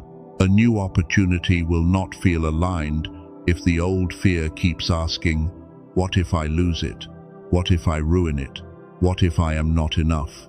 So heaven does not only recalibrate the road in front of you, heaven also recalibrates the state within you. This is why you must not rush through this part. Because after God cancels what cannot carry your destiny, your next assignment is not to panic. Your next assignment is not to run around trying to replace what was removed. Your next assignment is not to beg the old thing to explain why it left. Your next assignment is not to reopen the battle just because silence feels unfamiliar. Your next assignment is to protect the peace that came with obedience. Chosen one, do not resurrect what God cancelled. Do not rebuild the door He closed. Do not re-enter the battle He ended. Do not restore access He removed. Do not chase timing He interrupted. Do not put your old identity back on just because the new one feels strange. This is where many people lose the gift of recalibration. Not because heaven failed to move, not because God changed His mind, not because the promise disappeared, but because the old pattern came back with a familiar voice, and they mistook familiarity for confirmation. The message comes, and suddenly they forget the peace they had when they stopped chasing. The opportunity reappears, and suddenly they forget the heaviness they felt every time they imagined saying yes. The person returns with softer words, and suddenly they forget the long season where actions never matched apologies. The old battle calls them back, and suddenly they forget how tired their spirit was while trying to win a fight God never assigned. Do not let familiarity become your prophet. Familiar does not always mean safe. Available does not always mean assigned. Emotional does not always mean spiritual. Urgent does not always mean divine. Loud does not always mean true. And this is why you need a new way to respond. I want you to carry this rule inside your spirit. If God closed it through peace, do not reopen it through fear. If releasing it brought you clarity, do not pick it back up because guilt started talking. If distance helped you breathe again, do not call that distance wrong just because someone else misses your old availability. If the door required you to shrink, beg, chase, explain, perform, or betray your peace, do not call it your blessing just because it once looked attractive. This is the rule for the season. Do not resurrect what God cancelled. Not out of anger, not out of pride, not out of punishment, out of obedience. Because some things do not need another conversation. They need a burial. Some patterns do not need more analysis. They need your refusal. Some doors do not need more prayer for them to reopen. They need your trust that closure was the answer. Some relationships do not need one more attempt to prove your heart. They need you to stop offering your heart to places that only know how to mishandle it. Some opportunities do not need more forcing. They need you to admit that pressure is not the same as peace. So if you are listening right now and something old is already trying to call you back, do not move your body. Do not do anything outward. Just let your spirit answer from within. Say inside yourself, without needing to say it out loud, I will not rebuild what heaven removed. Let that sentence stand like a gate in your inner world. I will not rebuild what heaven removed. Not because I am bitter, not because I am afraid, not because I do not care, but because I finally understand that peace is also guidance. Let that sentence become a gate. When the old battle calls, let the gate answer. When old access knocks, let the gate answer. When counterfeit timing pressures you, let the gate answer. When the old identity tries to put its hands back on the wheel, let the gate answer. I will not rebuild what heaven removed. And if it helps you seal this, write that sentence in the comments. I will not rebuild what heaven removed. Not for performance, not for attention, but because some declarations help your nervous system hear what your spirit already knows. Now, after you receive that rule, you need discernment. Because not everything that leaves is evil. Not everything that returns is restored. Not everything that opens is divine. Not everything that closes is punishment. This is where many chosen ones get confused, because they have a sensitive spirit, but they also have a nervous system that has been through pressure. And when you have been through enough pain, your body can mistake peace for danger, simply because peace is unfamiliar. So you need to learn how to discern the difference between peace and pressure. The first thing you must ask is simple. Does this bring grounded peace, or does it create addictive urgency? Not excitement only, not fear only, not the rush of being wanted, not the panic of being forgotten, but grounded peace. Peace does not always mean easy. Peace does not always mean comfortable. Peace does not always mean you have every answer. Peace can still challenge you. Peace can still stretch you. Peace can still ask for courage. But peace does not make you betray your spirit in order to obey it. Pressure says, decide now or you will lose everything. Peace says, listen deeply before you move. Pressure says, prove your worth immediately. Peace says, what is yours will not require self-betrayal. Pressure says, if you do not answer, they will leave. Peace says, anything assigned by God can survive your obedience. Pressure says, you are running out of time. Peace says, divine timing does not need panic to be powerful. This is one of the greatest differences. Pressure demands your fear. Peace invites your faith. Pressure drains your clarity. Peace strengthens your clarity. Pressure makes you smaller. Peace makes you steadier. Pressure makes you perform. Peace makes you present.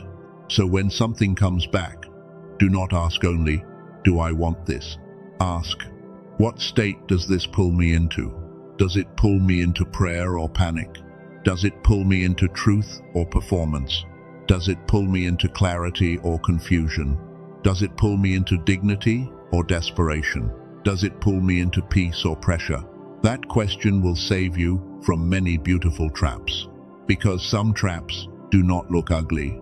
Some traps look like the thing you once prayed for.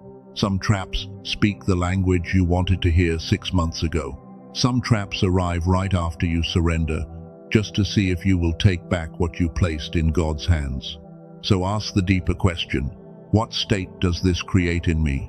The second thing you must ask is about fruit. Does this produce humility, clarity, courage, responsibility, and peace? Or does it produce confusion, obsession, hiding, compromise, and emotional fog? Jesus said you would know a tree by its fruit, not by its promise, not by its appearance, not by its urgency, not by how familiar it feels, by its fruit. So look at the fruit. When you engage this person, do you become more honest or more anxious? When you think about this opportunity, do you become more clear or more scattered? When you imagine saying yes, do you feel called upward or pulled backward? When you give this thing access, do you become more aligned with God or more addicted to approval? When you move toward it, do you feel your spirit expand with peace, or does something in you begin shrinking to fit? Fruit tells the truth that fantasy tries to hide. Fantasy says, maybe this time it will be different. Fruit says, look at what keeps happening. Fantasy says, maybe if I love harder, they will become safe. Fruit says, look at what their pattern produces. Fantasy says, maybe this door is my only chance. Fruit says, look at what this door requires you to betray. Fantasy says, maybe the pressure means it is important. Fruit says, look at whether the pressure is producing peace or panic. You do not need to become suspicious of everything, but you do need to become honest. Discernment is not paranoia. Discernment is love with clear eyes. Discernment is faith that pays attention. Discernment is compassion with boundaries. Discernment is hope that refuses to ignore fruit. And the third thing you must ask is about cost. What will this require me to betray? That question is sacred, because some things look like blessings until you calculate the cost to your peace. Some doors look open until you realize you have to abandon your identity to enter. Some relationships look passionate until you realize you have to silence your spirit to maintain them. Some opportunities look impressive until you realize you have to live disconnected from God to keep them. Some invitations look flattering until you realize they only want your gift, not your wholeness. So ask the cost question. Will this require me to betray peace? Will this require me to betray truth? Will this require me to betray my healing? Will this require me to betray the boundary God gave me? Will this require me to betray the version of me heaven recognized this morning? If the answer is yes, then it is too expensive. Even if it looks good, even if it comes with attention, even if it comes with money, even if it comes with affection, even if it comes with relief, even if it comes with the apology you waited for, even if it comes with the opportunity you thought would prove you were not forgotten. A thing can be attractive and still be too expensive. And your peace is not cheap anymore. Your calling is not cheap anymore. Your nervous system is not a dumping ground anymore. Your future is not a bargain table anymore. Your heart is not a place where people can keep entering without honor. Your spirit is not a room where every urgent voice gets authority. This is what recalibration teaches you. It teaches you that not everything available deserves access. It teaches you that not everything emotional deserves obedience. It teaches you that not everything delayed is denied. It teaches you that not everything removed is lost. It teaches you that not everything familiar is faithful. And it teaches you that peace must be protected while it is still tender. Because the peace you felt this morning may not be loud yet. It may feel like a small flame.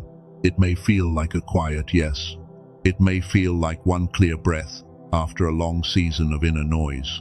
It may feel fragile, but do not despise it because it is small. A small flame can become a lamp. A quiet yes can become a new life. One clear breath can become a new way of walking. One morning of restraint can become the beginning of a completely different pattern. So protect it. Do not feed what tries to suffocate it. Do not entertain what tries to mock it. Do not keep reaching into the old atmosphere and then wonder why the new peace feels weak. You cannot keep visiting the place that trained your panic and expect your peace to grow untouched. You cannot keep giving your attention to the voice that unsettles you and then ask why your discernment feels cloudy. You cannot keep rehearsing the wound and then wonder why your spirit cannot rest. This is not about perfection. It is about agreement. What are you agreeing with? Are you agreeing with peace or panic? Are you agreeing with clarity or confusion? Are you agreeing with the new route or the old map? Are you agreeing with what God removed or what God is building? That is the question now. And this is where I need to speak gently to the part of you that is tired, because you may understand all of this spiritually and still feel the pull of the old state inside your body. You may believe God is redirecting you and still feel anxiety rise when the phone is quiet. You may know the battle is over and still feel your mind rehearsing arguments. You may know old access was unhealthy and still feel loneliness whispering that maybe you should go back. You may know counterfeit timing is dangerous and still feel tempted by the shortcut. You may know the old route is closed and still feel afraid because the new one is not fully visible. That does not mean you are failing. It means your spirit is learning faster than your system has adjusted. A person can love God and still have a mind trained by survival. A person can pray sincerely and still have a body that expects disappointment. A person can be chosen and still feel foggy, distracted, reactive, heavy, or unable to hold peace for long. A person can surrender in the morning and wrestle with fear by night. That does not make you fake. That makes you human. And this is why recalibration must reach deeper than your decisions. It must reach your inner state. Because if your mind is constantly living in survival, even a blessing can feel threatening. If your body is constantly prepared for loss, even a peaceful season can feel suspicious. If your thoughts are constantly rehearsing danger, even divine protection can feel like abandonment. If your nervous system is addicted to urgency, even God's timing can feel too slow. This is the hidden war many chosen ones do not know how to name. They are not rebellious. They are tired. They are not faithless. They are overloaded. They are not unwilling. They are carrying years of pressure in a mind that has forgotten what safety feels like. And when the inner world is stuck in survival, it becomes difficult to hear God clearly.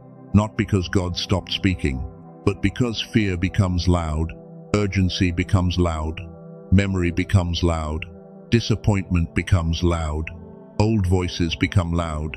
And sometimes, your next level of obedience is not only to make a better decision, sometimes it is to let your inner world be trained back into peace.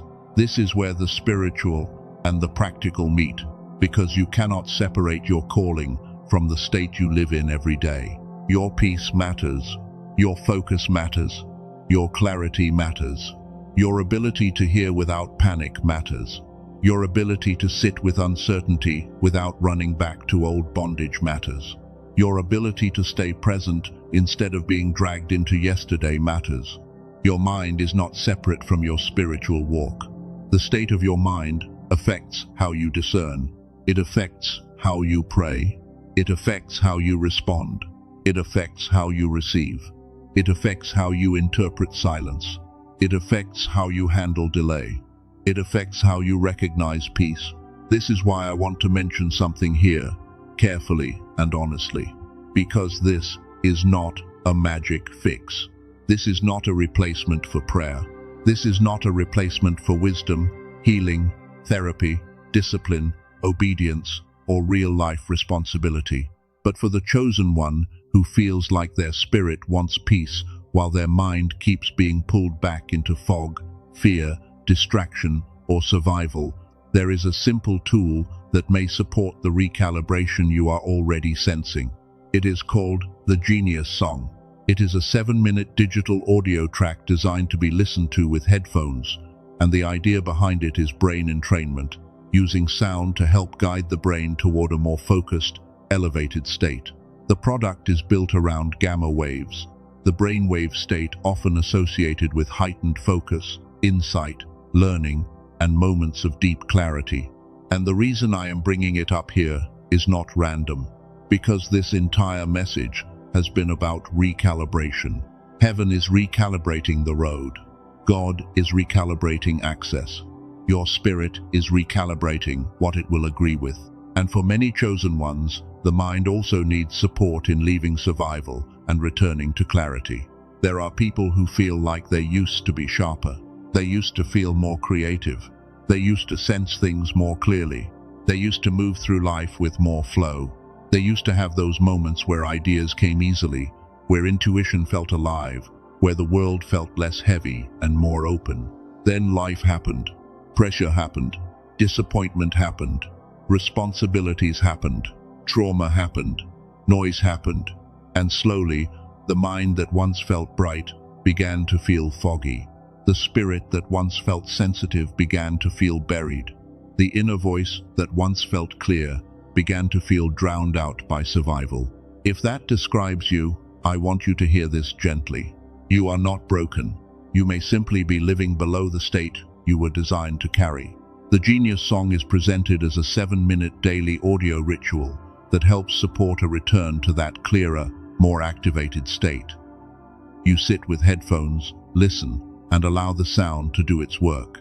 Not as a replacement for God, not as a shortcut around obedience, not as something to worship, but as a tool. Think of it like a radio. If the radio is tuned to static, the broadcast may be present, but you cannot hear it clearly. The problem is not always that there is no signal. Sometimes the dial needs to be adjusted. That is the picture.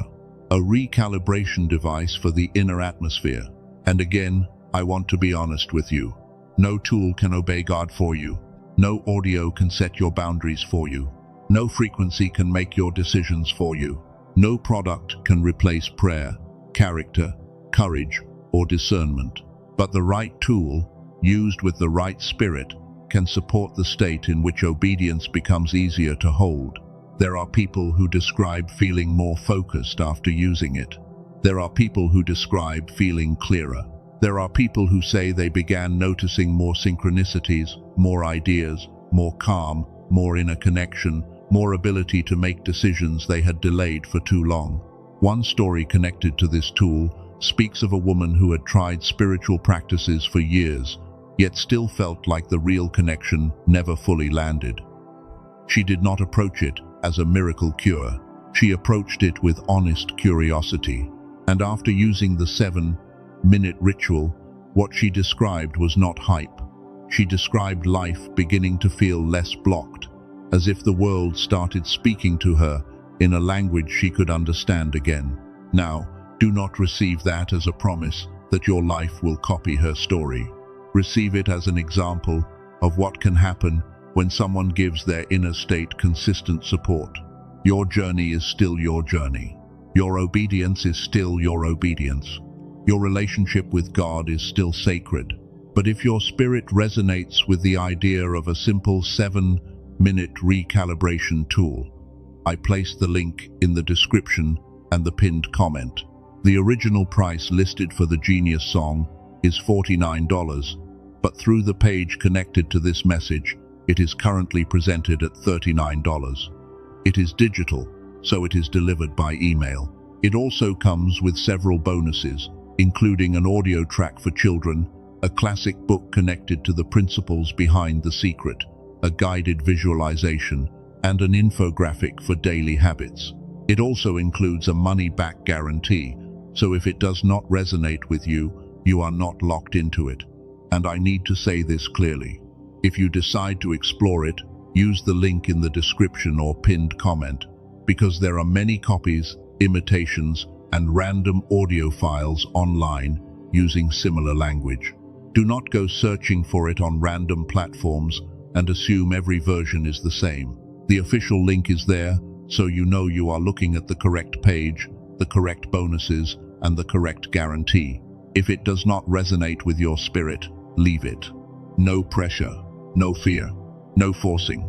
But if something in you feels drawn to the idea of supporting your mind while heaven is recalibrating your path, then look into it prayerfully, calmly, and with discernment.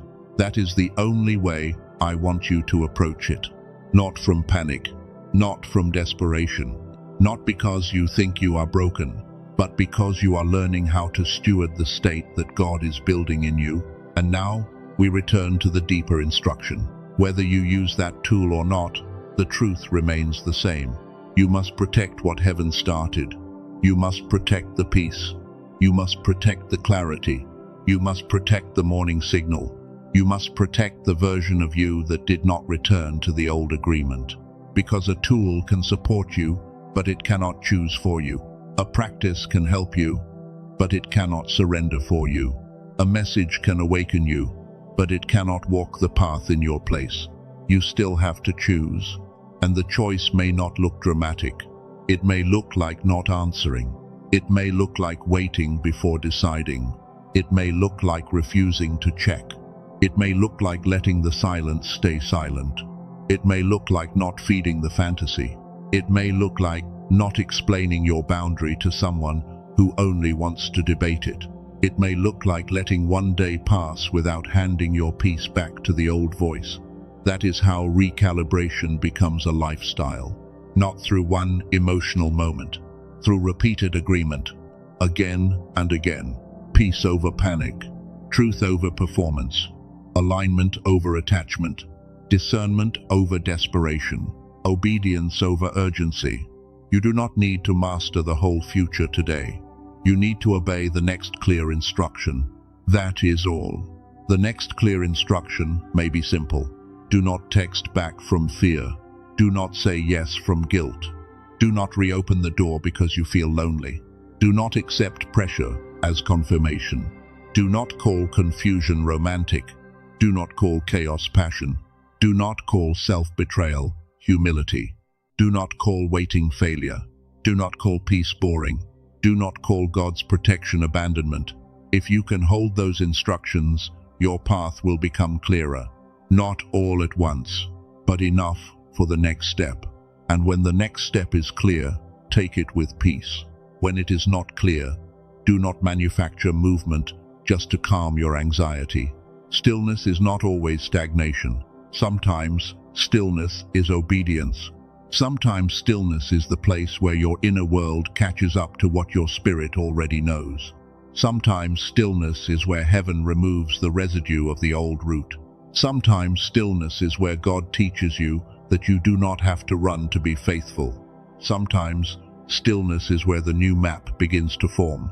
So if you are in that still place right now, do not curse it. Let it do its work. Let the old urgency lose strength. Let the old voices fade. Let the old appetite weaken. Let the old attachment dissolve. Let the old map become unreadable. Let God teach you how to walk without being chased by fear. And if you feel anxiety rising while you listen, do this inwardly without moving your body. Picture a table inside your mind. On that table, there is an old map. The map has roads labeled with words you know too well. Proving, chasing, explaining, forcing, overgiving, panicking, returning. Now picture the hand of God placing a new map over it. You may not see every road yet. You may not see the final destination yet. You may not see every person, every door, every date, every provision, every answer. But you can see one word written clearly across the top. Peace. Let your spirit look at that word. Peace. Not passivity, not weakness, not avoidance. Peace. The kind of peace that guards your next step. The kind of peace that refuses to be rushed by fear. The kind of peace that does not need to prove itself to chaos. The kind of peace that can wait without collapsing. The kind of peace that can move without panic. Now let the old map lose authority. Not in your hands, in your agreement. The old map may still exist in memory, but it does not get to lead. The old road may still be familiar, but it does not get to decide.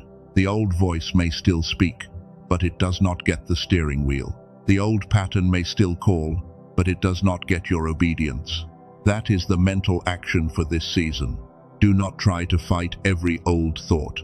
Do not try to solve every feeling.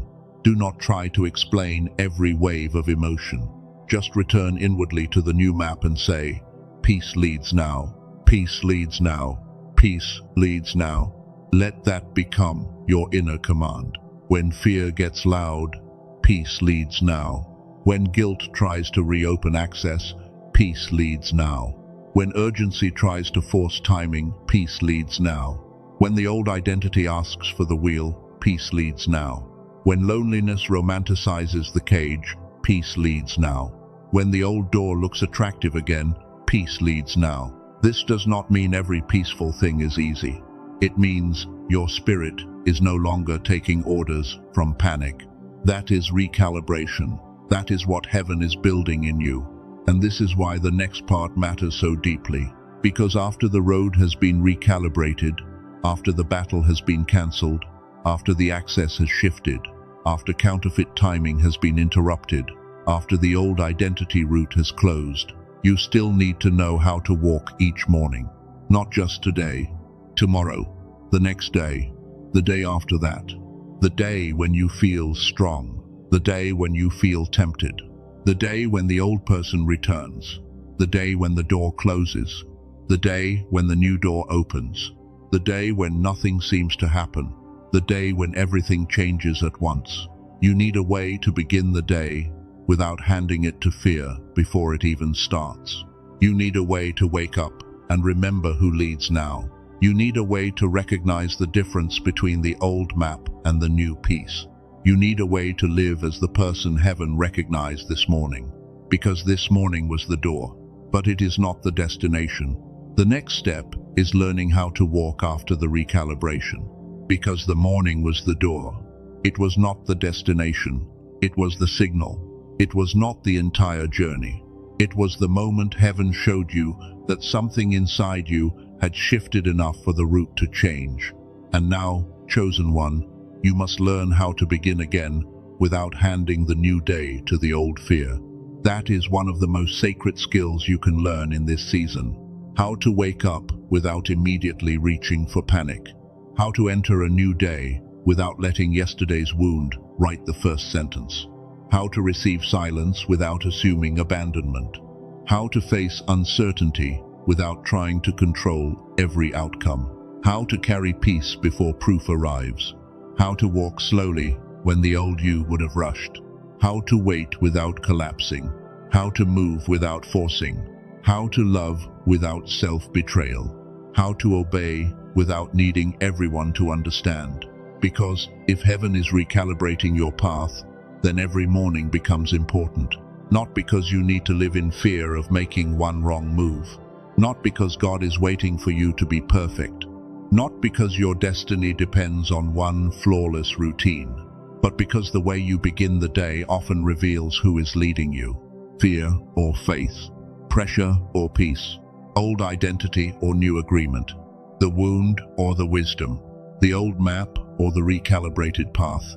This is why you cannot treat your mornings carelessly anymore. A morning can become an altar.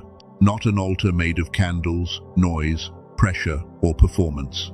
An altar of attention. An altar of agreement. An altar where you decide, before the world starts pulling on you, that panic will not be your prophet today. An altar where you remember that you are not here to rebuild what heaven removed. An altar where you quietly return the steering wheel to God. So from this moment forward, when you wake into a new day, do not begin by asking, what can go wrong? Do not begin by asking, who has not answered me? Do not begin by asking, what did I lose? Do not begin by asking, how do I make them understand? Do not begin by asking, how do I force the door open? Begin with a deeper question. What am I carrying that is not mine? Let that question move through your spirit, not as a burden, as a light. What am I carrying that is not mine? Because many of you wake up already holding things God never placed in your hands. You wake up carrying people's opinions. You wake up carrying someone's silence. You wake up carrying yesterday's accusation. You wake up carrying the pressure to prove that you are good. You wake up carrying the need to fix emotions that do not belong to you. You wake up carrying the fear that if you stop managing everything, everything will fall apart. But what if that is not faith? What if that is exhaustion wearing a holy mask? What if God is not asking you to carry the whole room? What if He is asking you to carry obedience? There is a difference. You are not responsible for being everyone's answer. You are responsible for obeying the answer God gives you. You are not responsible for controlling every outcome. You are responsible for walking in truth when the outcome is not visible. You are not responsible for making everyone comfortable with your becoming. You are responsible for becoming without bitterness. You are not responsible for keeping every door open. You are responsible for not forcing open what God has closed. So when the day begins, ask your spirit, what am I carrying that is not mine? And when the answer comes, even if it comes as a feeling, even if it comes as a name, even if it comes as a pressure in your thoughts, do not fight it. Place it inwardly on the table of God. You do not need to move your body. You do not need to write anything down. You do not need to perform a ritual. Just imagine your inner hands opening. Imagine the burden leaving your grip. Imagine the thing you have been carrying sitting before God instead of sitting inside your chest. And let your spirit say, this is not mine to control. That sentence can change the direction of your day. This is not mine to control. It does not mean you do not care. It does not mean you will not take wise action. It does not mean you avoid responsibility. It means you stop trying to become God over what God never gave you authority to control. Then ask the second question, where am I tempted to react from the old identity? This is where you become honest, not ashamed, honest, because the old identity has familiar ways of trying to return. It may return through a message.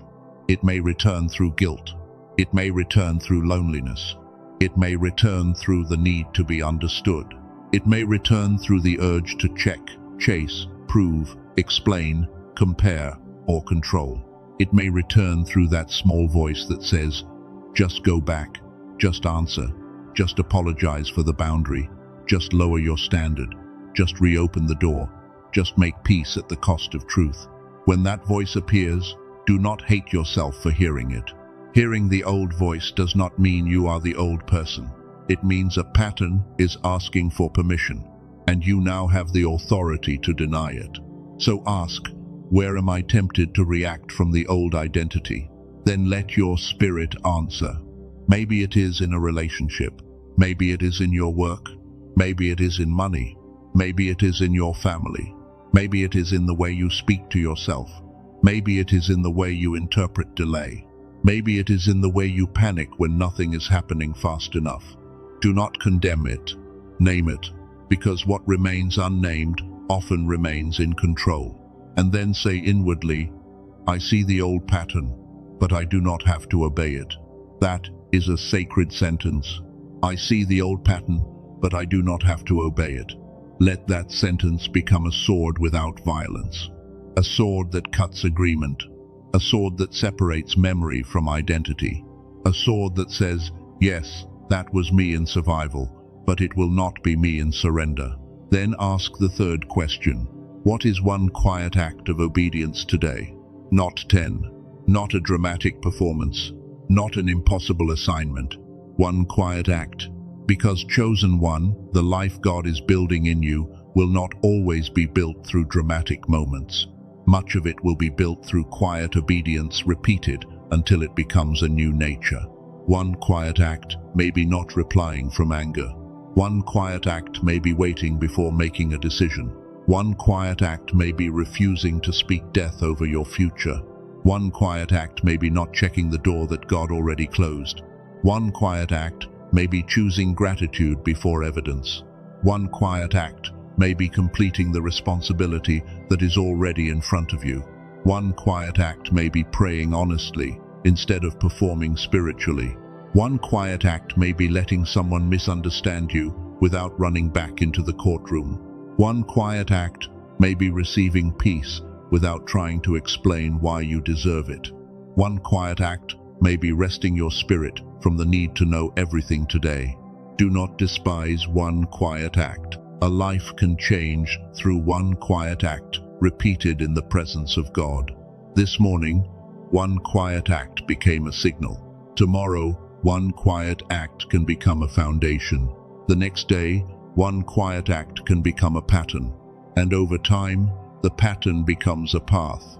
This is how recalibration becomes visible. Not because you suddenly never feel fear, but because fear no longer gets automatic obedience.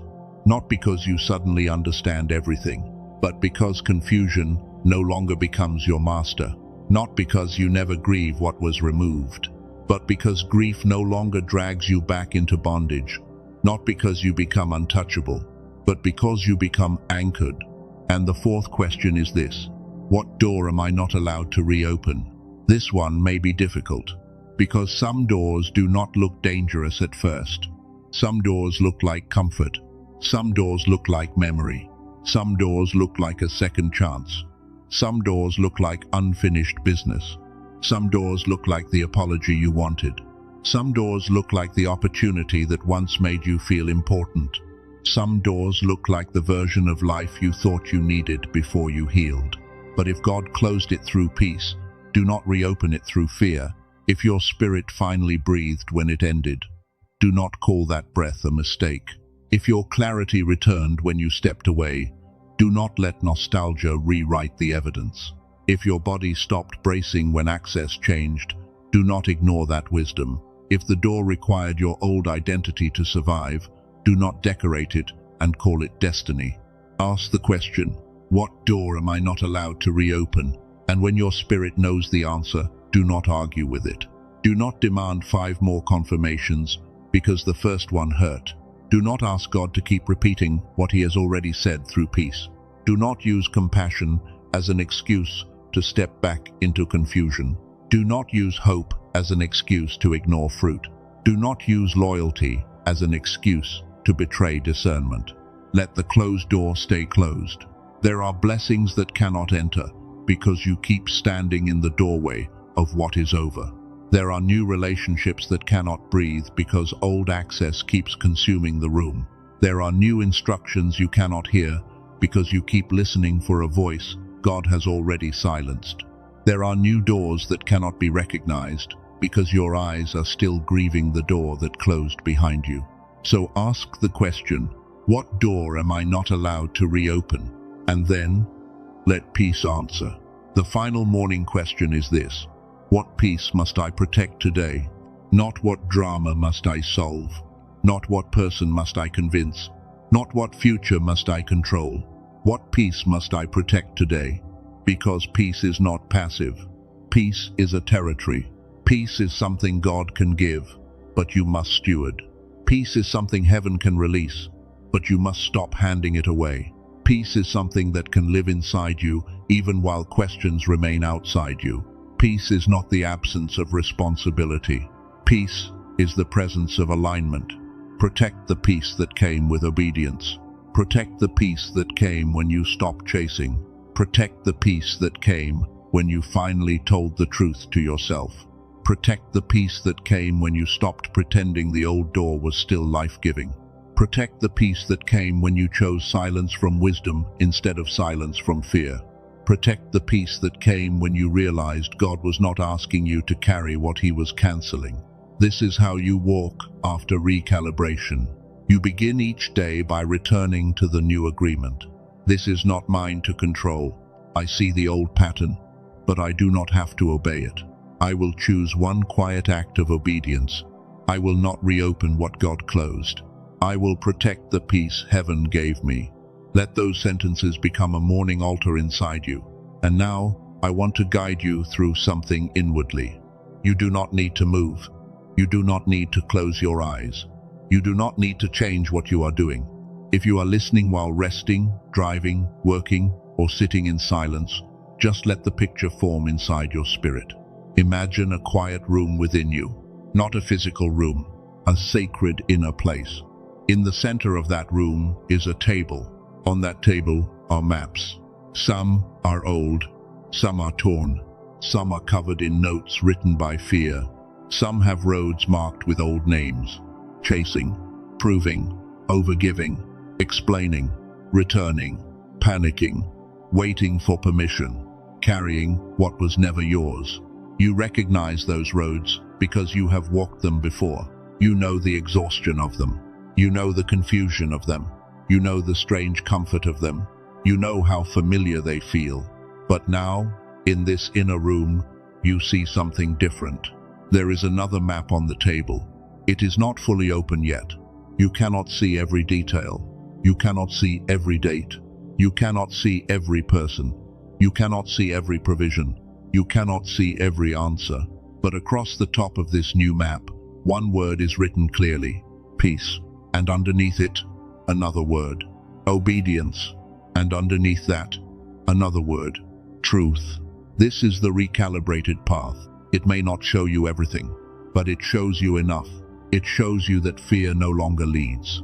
It shows you that panic no longer gets the first word.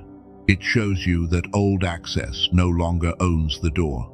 It shows you that counterfeit timing no longer gets to rush you. It shows you that the unnecessary battle no longer has permission to drain your strength. Now imagine the old maps losing their authority. They do not need to be burned with rage. They do not need to be torn apart with hatred. They simply lose permission.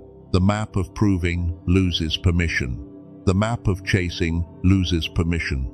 The map of self-betrayal loses permission. The map of panic loses permission.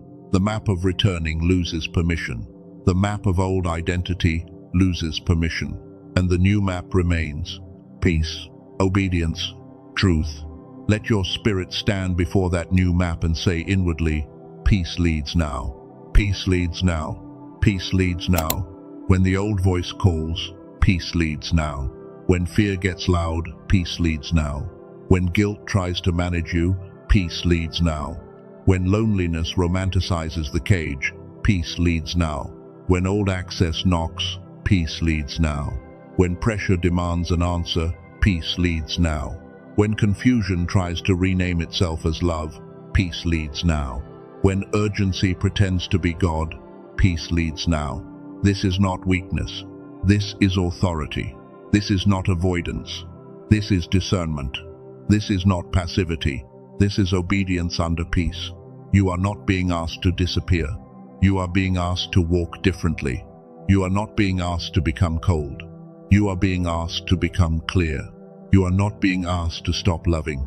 You are being asked to stop confusing love with self-erasure. You are not being asked to stop hoping. You are being asked to stop placing hope in what God has already exposed. You are not being asked to stop moving. You are being asked to stop moving from panic. Chosen one. This is the recalibration. It is not only that God cancelled things around you. He is teaching you how to live from the place within you that no longer agrees with fear. And now you need to hear who you are after this shift. You are not the one who has to chase what is assigned. You are not the one who has to beg for what heaven has already marked. You are not the one who has to keep defending a heart God already knows.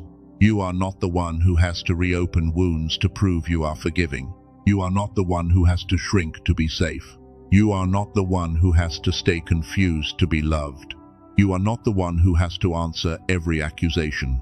You are not the one who has to carry every emotional emergency. You are not the one who has to make peace by abandoning truth. You are not the one who has to live beneath your calling so others can stay comfortable. You are the intercessor who can pray without trying to control the outcome. You can stand in the gap without becoming the gap. You can care deeply without carrying what God did not assign to your hands. You can love people without becoming their savior. You can pray for them without re-entering the pattern that damaged you. You can release them to God and still remain faithful. You are the light bearer who does not need to argue with darkness in order to carry light. Light does not panic when a room is dark. Light does not beg darkness for permission to shine. Light does not explain itself into existence. It simply remains what it is, and the darkness responds to its presence. You are the truth carrier who can no longer survive in rooms built on pretending. This is why certain spaces feel heavy now. This is why certain conversations feel draining now. This is why certain versions of peace feel fake now. It is not because you are difficult.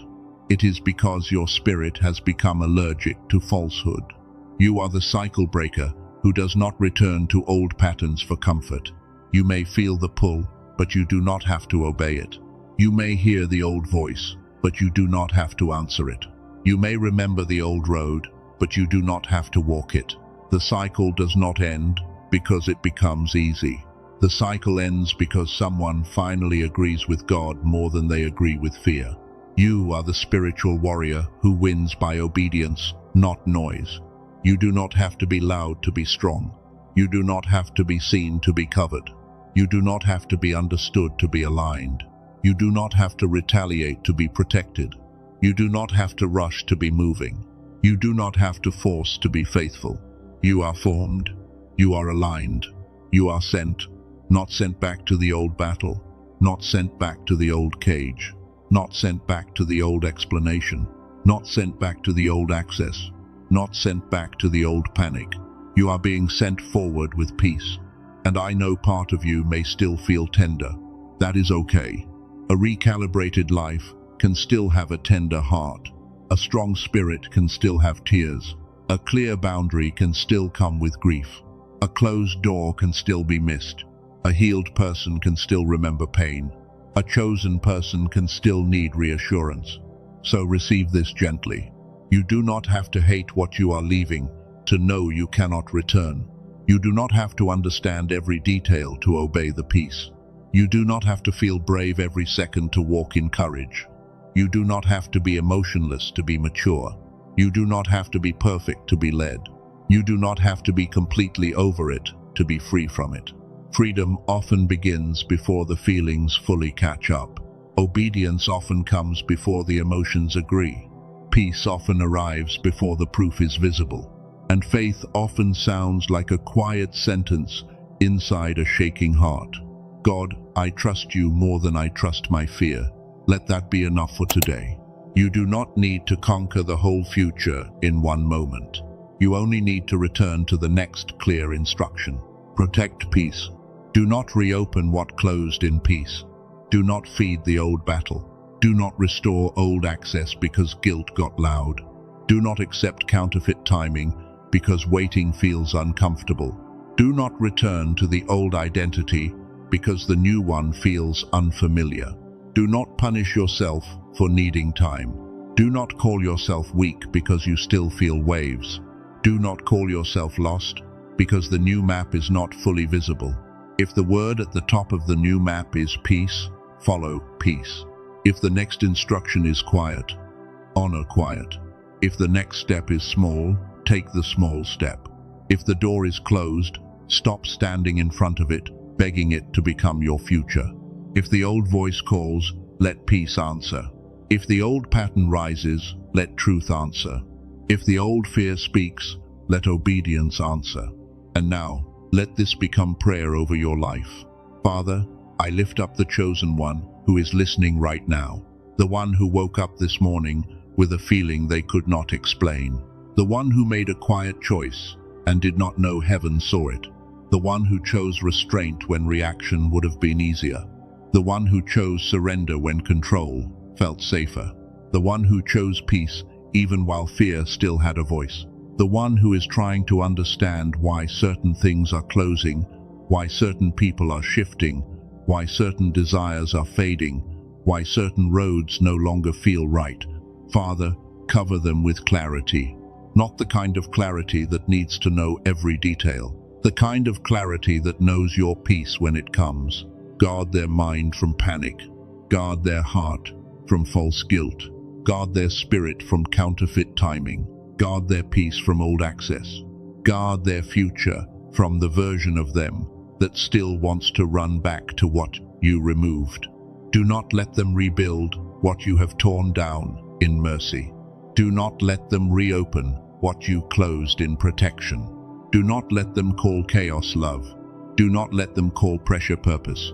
Do not let them call confusion chemistry. Do not let them call self-betrayal humility. Do not let them call fear wisdom. Teach them to recognize the difference.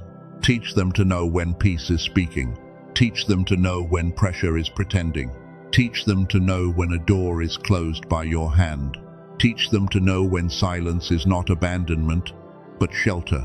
Teach them to know when waiting is not denial, but preparation. Teach them to know when loss is not punishment, but clearing.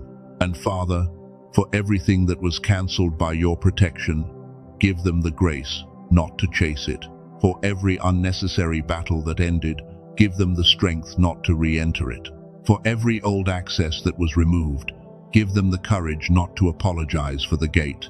For every counterfeit timing that was interrupted, give them patience for what is true. For every old route that expired, give them trust for the new map. Let their mornings become holy again. Let their first thoughts be covered. Let their inner world become quieter. Let their discernment become sharper. Let their peace become stronger. Let their obedience become steadier. Let their identity become rooted.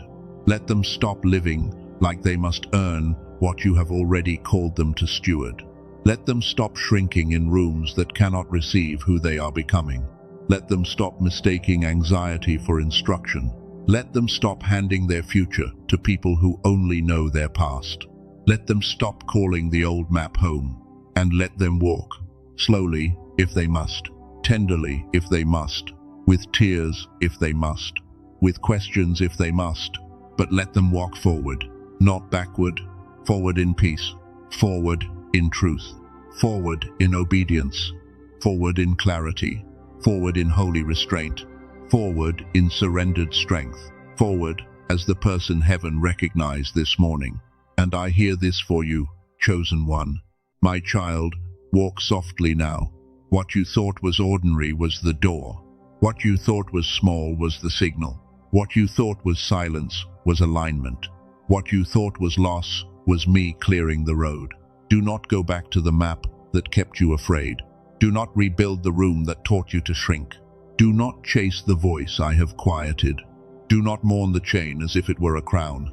I cancelled what could not carry you. I removed what could not keep you. I closed what would have confused you. I interrupted what would have delayed you. I am not taking you backward. I am recalibrating you forward. Receive that, not as hype, not as pressure, not as a promise that tomorrow will contain no challenges. Receive it as peace. God is recalibrating you forward. The old route does not get the final word. The old battle does not get the final word. The old access does not get the final word. The counterfeit timing does not get the final word. The old identity does not get the final word. Fear does not get the final word. Peace leads now. Truth leads now. Obedience leads now. God leads now. So when this message ends, do not rush back into noise. Carry the sentence with you. Peace leads now. Let it meet you in the morning. Let it meet you when the phone is quiet. Let it meet you when the old door knocks. Let it meet you when guilt rises. Let it meet you when the path feels still. Let it meet you when something closes. Let it meet you when something opens. Let it meet you when you are tempted to force. Let it meet you when you are tempted to run back. Let it meet you when you forget how far you have come. Peace leads now. If this word belongs to your spirit, write that in the comments. Peace leads now, not as a performance. Quote, as an agreement, as a marker, as a witness that you heard the instruction and you will not hand your day back to panic. Because what happened this morning was not random. Heaven saw it. God recognized the posture. The old route lost permission. The battle was cancelled. The access was adjusted. The timing was corrected. The identity shifted. And the path is being recalibrated. Now walk as someone who believes that. Walk like the door that closed was not stronger than the God who leads.